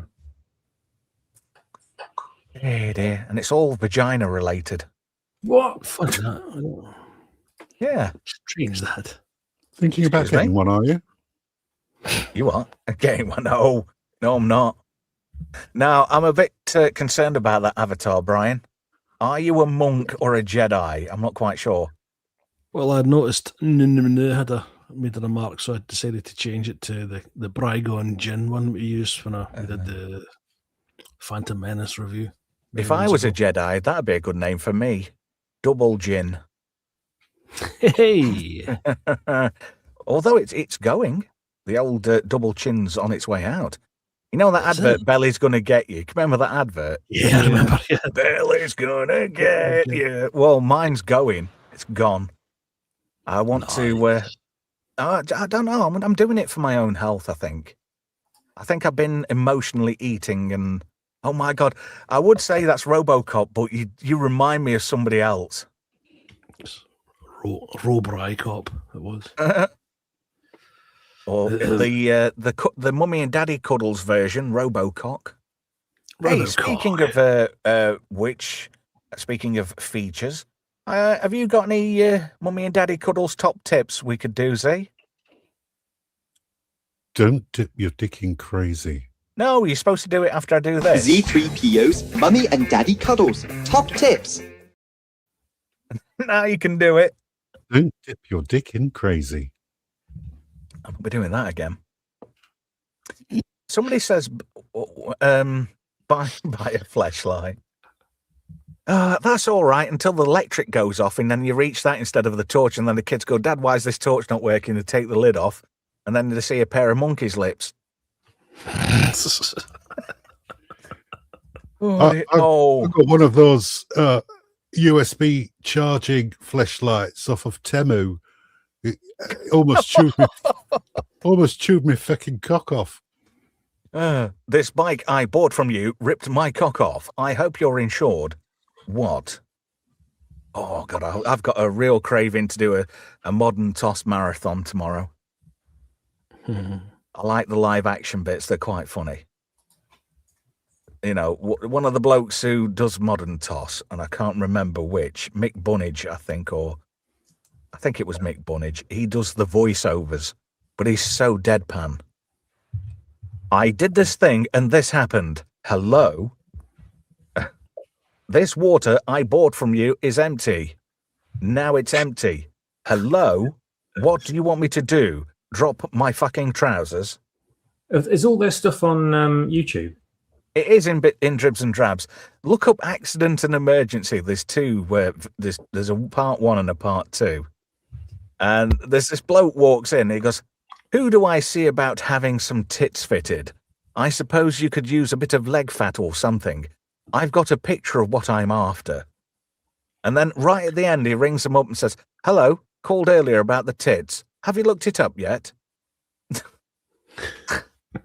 Oh, dear. It's just stupid stuff like that just tickles me for no apparent reason. Have you got a conspiracy for us? I read that one out the other week for you, by the way, about turnips give you piles. Is that still a thing? First I've heard of it. Well, you bloody sent it me. Turnips give you a pot. Did I really send you that? Yeah. I can't remember. It said Tommy's rot. Eating turnips gives you piles. I honestly can't remember. Eating them gives you piles. I thought it was something else. Never mind. No. Well, if you mean insertions, then it will give you piles. In fact, you probably end up with a prolapse. Yeah. Well, I mean, you know, pineapples are the same for that kind of thing. Oh, do you want to do one? Ad hoc right now, I will play your intro. I'm dying to do it. Yeah, go on then. I'll think of something. Swappers World of conspiracy. Check the hidden messages. Shh. Right, Most go for it, young people- man. Most people might know this already. I'm probably like just preaching to the converted already on it. But you remember that film starring Charlton Heston in the 70s, was it, called Soylent Green? Yeah. Yes. Yes. Well, for those who don't know, it's about people that were being liquidized into the food supply. And people, no one knew it. No one knew that that's where the dead bodies were going. And everybody was strapped for money and they couldn't grow their own food, etc. And the world was going to crap because of the powers that be. And they were all being fed back their dead friends and relatives, which they'd had no idea about. Apparently, something very, very similar is happening with our own fast food restaurants. Your favorite place to get a takeaway is also doing the same thing with dead human bodies, especially McDonald's. So just be careful when you go and tuck into a burger next time you go out. At least there'll be some meeting at this time, swappers. According to Minim, Soylent Green's vegan. That's what they tell you. Oh, crikey. I think Pop Knacker ought to do a bit of a retaliation towards that and come up with a new Pop Knacker flavour. What are you thinking? Something to work on. I don't know. Barnsley Granny Flaps. Oh. Imagine that smells like a packet of Scampi fries. Yeah. Oh. Do you remember Scampi Fries? I used to love. They still make them. I had a packet the other week. I had a packet. It reminded me of the last time I peeled back my foreskin. No, I won't say anything more. Gross, you disgusting animal. Do you know, I find they taste 10 times better in the boozer. What is that about? Yeah, maybe it's because they go well with beer. I don't know. Your taste buds are burnt out by that point, probably. Fucking rot, absolutely rotten, those things, man. No, they're I great. like them. Yeah, Disgusting, absolutely disgusting. First time I tasted them as a kid, and I thought I was going to die. It's so strong, though, isn't it? The flavour's so strong, and the scent as well. I remember that it was about 2 weeks ago, and I tucked into a packet, and I was like crunching through a few of them. Like, what do these remind me of? These are so nostalgic. And then images of my ex-girlfriend just flooded my brain afterwards. Debbie all along. Ooh, you have to lower the tone. Do you know chocolate what? bars and crisps that have been. Think of all the chocolate bars and crisps that have been cancelled and destroyed and discontinued, etc. And Spira. Fucking Scampi fries are still going like shit that won't flush. What about chocolate-coloured Scampi fries, bro? Would you give those a go? Oh, no. Oh, God, no. God. Do you know what I miss? And I haven't seen these for absolutely ages. They probably still make them. Scampi and lemon knickknacks. Oh, yeah, I like those.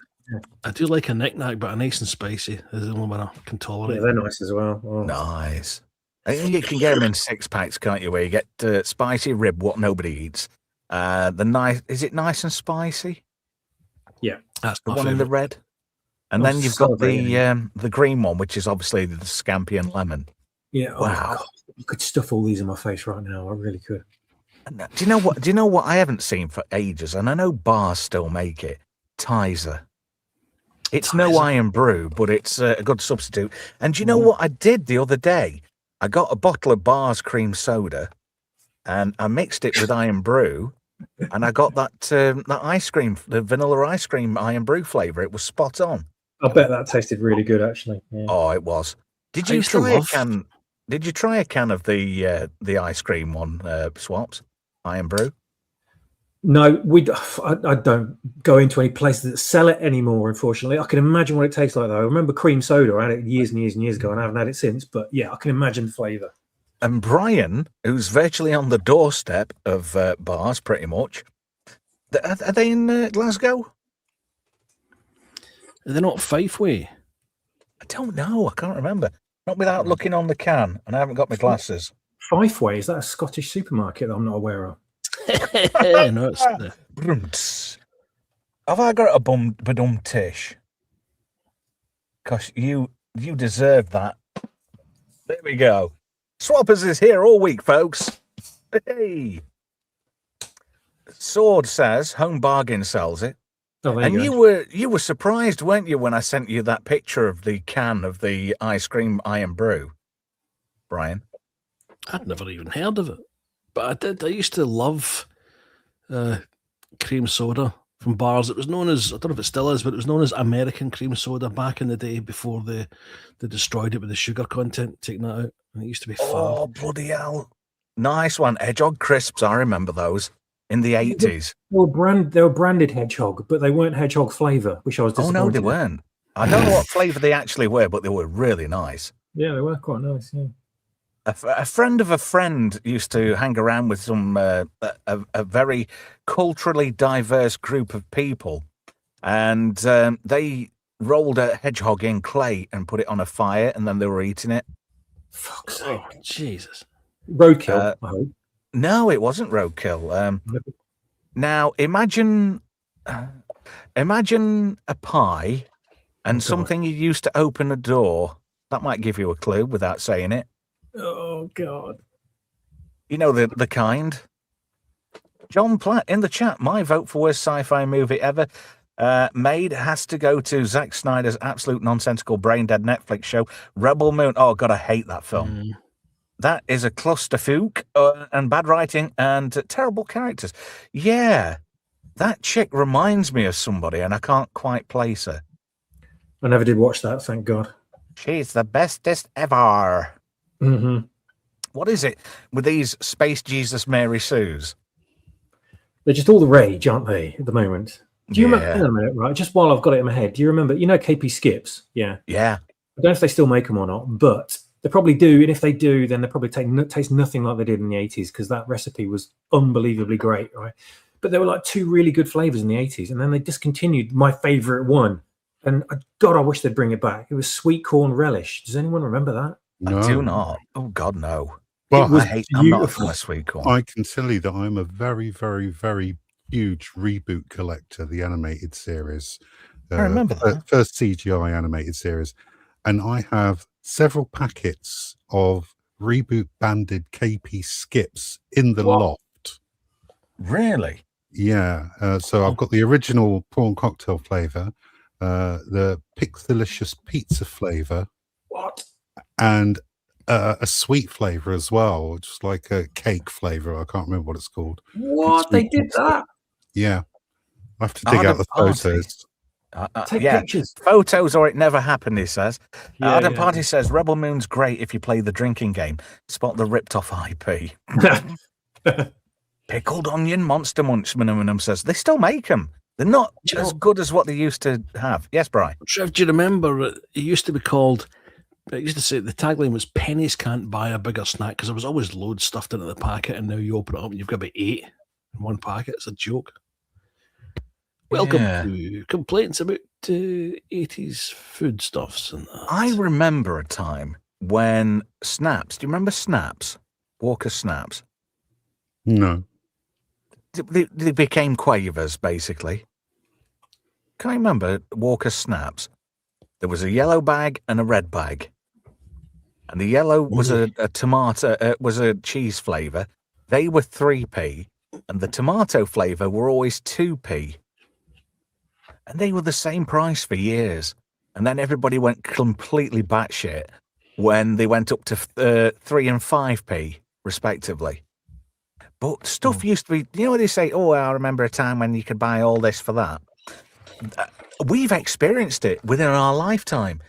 Yeah. You can't tell me that when you were a kid, you went to the shop and got a 10p mix and you came out like, and you felt minted because you had a huge whopping bag of sweets. Now you can't even get a 10p. You can't get anything for 10p in a 10p mix anymore. Now, am I just being overly nostalgic there? Or, I think I'm being quite valid with that statement. I think the 10p mixture was what we used to basically to grade inflation, how much it costs when it changed, etc. But I think the youngsters these days, their gauge is the Freddo, the cost of a Freddo. Oh, yeah. I'm not enjoying the shrinkflation. According to Flav, snaps are still available. Oh, Ardent says, speaking of Walkers, the company Lay's here is owned by the same crowd and started selling cheese and onion flavour a few months back.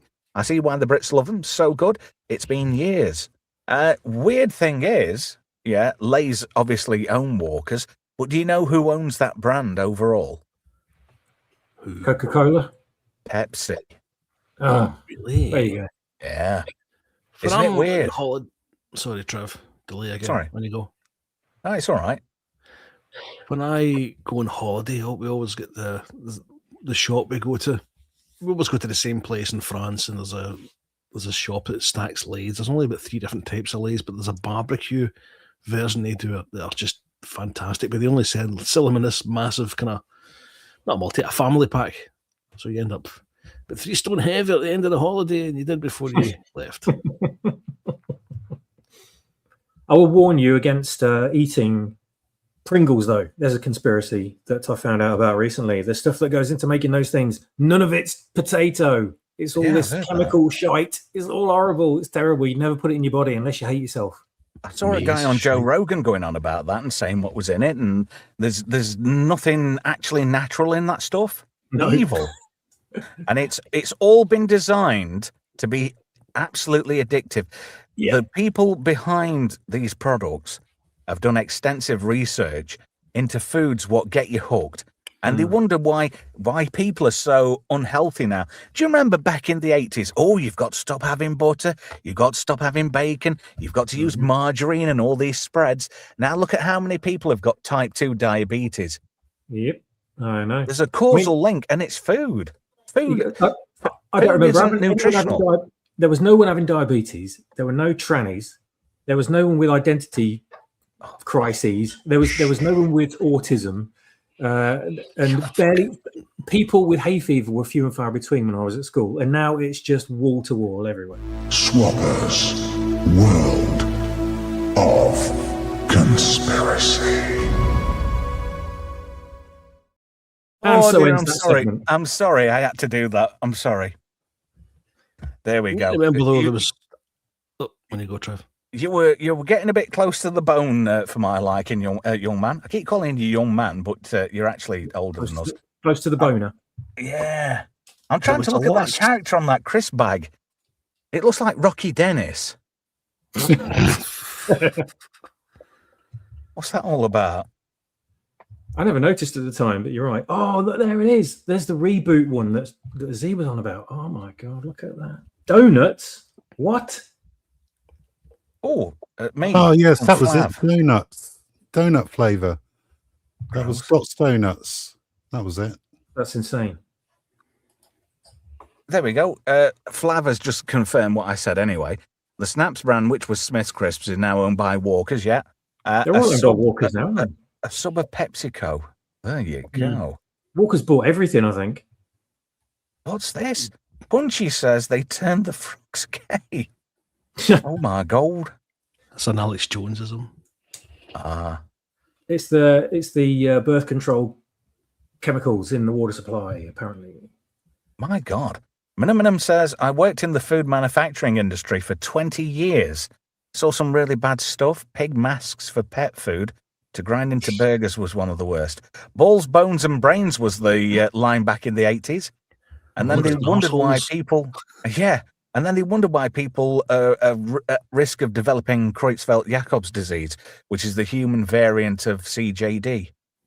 Sheesh. Crikey. Do you know in Oz? Bad cow disease. There was rules in Oz about giving, if you were from the UK and you'd been in the UK when BSE was out, I don't think you were allowed to give blood.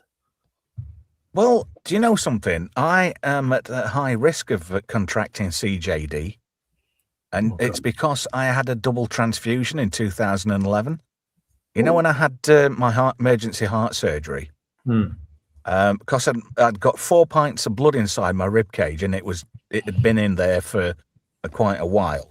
So they had to give me a transfusion to flush everything out. That was transfusion number 1. And then when they'd taken all that out, they had to put another 8 pints in to replace it all out. But because I've had a double transfusion, there is a risk that somebody might, there might be one of those people.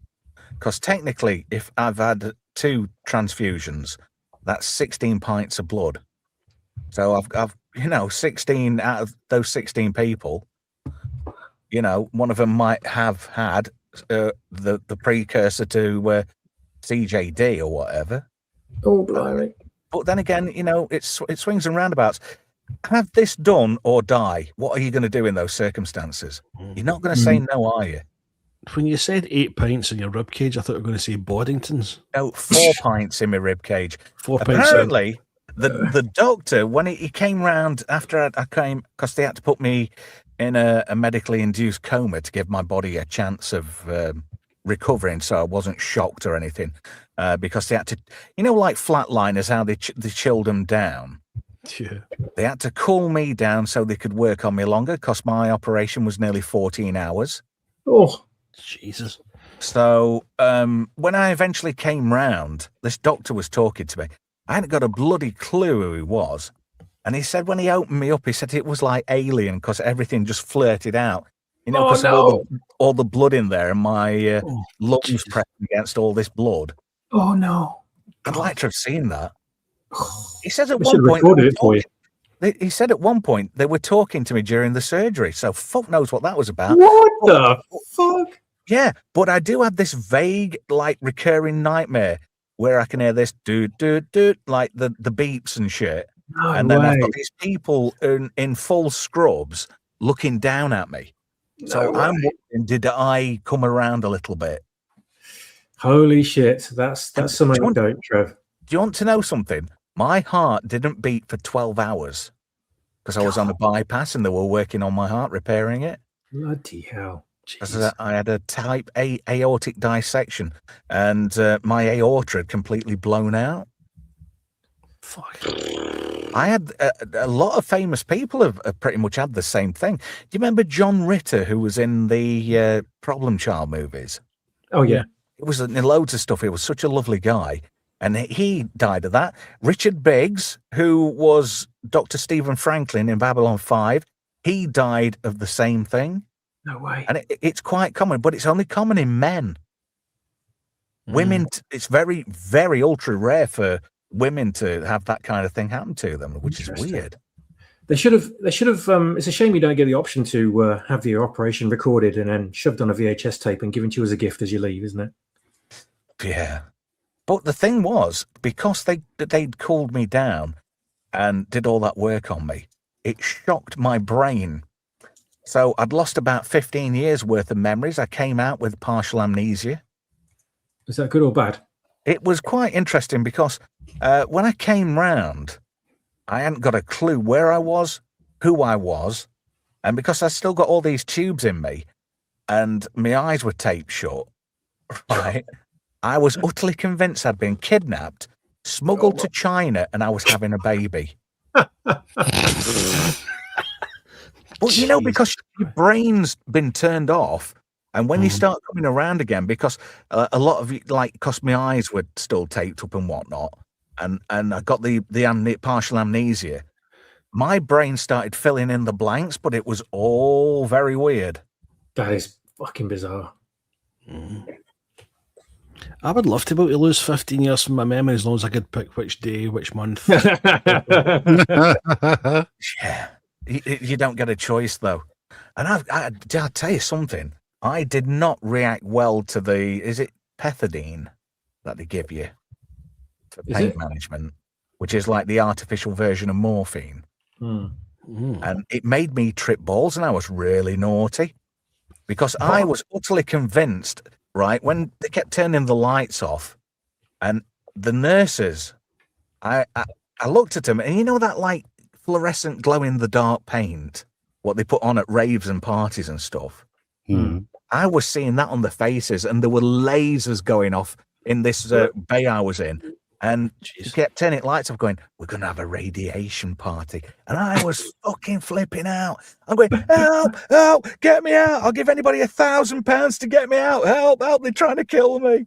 Jesus. And then they had to sedate me again. Every time they brought me round, they had to keep sedating me because I didn't react well to the artificial morphine for pain. And it was just making me trip balls something chronic. Wow. And I thought, when I came out of it, and I thought, people sticking needles in their arms are paying good money to feel like this, and I hated it. It was absolutely frightening. whatever that was. Ping. Oh, sorry, I can. I was just it's thinking all right. that you're saying you didn't know who you were. Mm. There's a story from Partick Thistle FC, a football story, very brief. Go on. Where a Partick Thistle FC player went up for a head knock clash, and they said to the manager, he just had a terrible thing. He doesn't know who he is. And the manager at the time, John Lambie, a bit of a character, said, fucking give him some smelling salts and tell him he's fucking Pelly and get him back on. Oh, that's brilliant. Oh my God. Milky Lunch from Lovells. Who the blooming heck? Weren't Milky Way Mars? Yes, they were. Hey, topic. Sorry. Is Brannigan still on the go? Yeah. I think so. Well, I think you can get them from Home Bargain. Can you? They had some amazing flavours, them Brannigans. Oh, Minimum says, Swappers, do you have a Cabana bar pick? It was like a Bounty bar, but with... Yes, I remember that. yeah. Caramel and cherry pieces. They were so good. In fact, one of my favourite Aussie chocolates is now available over here in certain places. Cherry Tim Ripe. Tams. I love a Cherry Ripe. Oh, cherry. Oh, what? Did you have a Cherry Ripe when you were down under Bry? No, I don't remember, but recently the missus brought in a packet of Tim Tams and I thought I was having a stroke because I used to get them in Australia all the time. Do you know what I've still got on the do. table in the kitchen? A pack of caramel Tim Tams. Oh, the variants. I love Tim Tams. They're like what penguins should be. Yeah. They are, aren't they? They taste amazing, especially when you do the Tim Tam explosion. I don't know if you've heard of that. No, I haven't. What's that? Have you ever Swappers explain? Yeah, when you go. Yeah, you basically, because they look like penguins, don't they? Better versions of, yeah. Yeah, higher quality. But you bite the ends off, right? So all the kind of the airflow gets through them. And then what you do is you make a cup of tea or a hot drink, and you dip one end in the hot drink, and then you suck the drink through the Tim Tam, and you have to like get a gulp of the hot drink from the mug before the Tim Tam melts, and then you've got to shove it in your mouth before it just turns to liquid, and it tastes incredible. They're great with coffee. I will say that. Yeah. Argentum says you're eating penguin. Penguin is no, it's not a chocolate bar. It's like a chocolate biscuit type thing. Very often seen in lunch boxes. Pick up a penguin, as they used to say. Papa. Hey, Sword says, are we talking Tim Tams? We bloody well are, yeah. According to Flav, Brannigan's are done. I'm sure I've seen them in Home Bargain. Manuel Grill says we had Manager in Germany as well.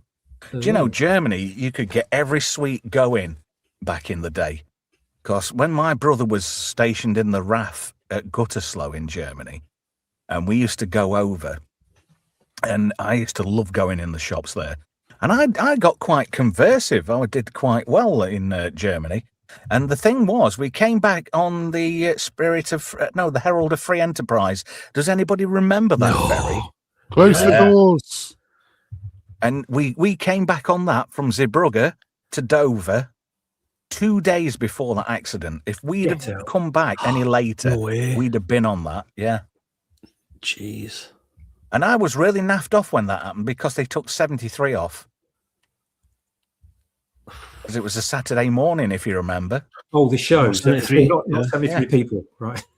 Yeah. No, give over. Hey, you at 73 with Sandy Togsvig before she was a lemon licker. Yeah, I remember. There were some odd bods on that. And who started the career on number 73? Oh, Neil, what's his name? Art guy. Hey, that's not an heart attack. This is an heart attack. They used to open the show and there's some old fella holding his chest going blue. That's not an heart attack. And then he'd be like spraying him in fluorescent orange paint. This is an heart attack, mate. Hey, calm down. Calm down, eh? We're just doing an heart attack. That was 73. You remember when they used to show clips on the microwave in the kitchen? It was like a TV, but it was a microwave. That was the first time I saw anything from Return of the Jedi. My head exploded. I'm so glad you said that. I thought you were going to say it's the first time you saw Telebugs and Trapdoor. Fucking Telebugs was wank. I know one of the guys who did a voice on that. He became the voice of the Tesco tills. Thank you for shopping at Tesco's. No way. What a come down. He was Chip in Telebugs and Professor Brainstrain, and then he ended up being a Till. A bit of a come down. I want to thank everybody in the chat, especially Ardent Party for $2 Canadian. Our Melvin for £2. That's a pot knacker right there. And another pot knacker from Melv. And another pot knacker from Melv. Thank you. That's pot knackers all round. One for all of us, lads. I'm guessing Swappers wants the clunge bucket. Seafood clunge bucket, Swaps? Yeah, as long as it's not the sushi one, then that's all right. Oh, it's definitely not. Right, thank you, Swappers. Thank you, Producer Brian. Thank you, Zeethreepio. Thank you to everybody in the chat. I'll see you Tuesday for Just Great Movies. That should drop around tea time on Tuesday. And then we're back with another SNS next coming Saturday. Please do comment down below if you enjoyed the show tonight, or is there anything in particular we missed? Give the video a like and also give us a sub too. We're starting to get a bit of traction on YouTube now, which is great because we've worked hard at it, and Brian has too. And we've all chipped in, and it's been absolute. Oh, Swappers. Oh, he had to ruin the show. Thank you.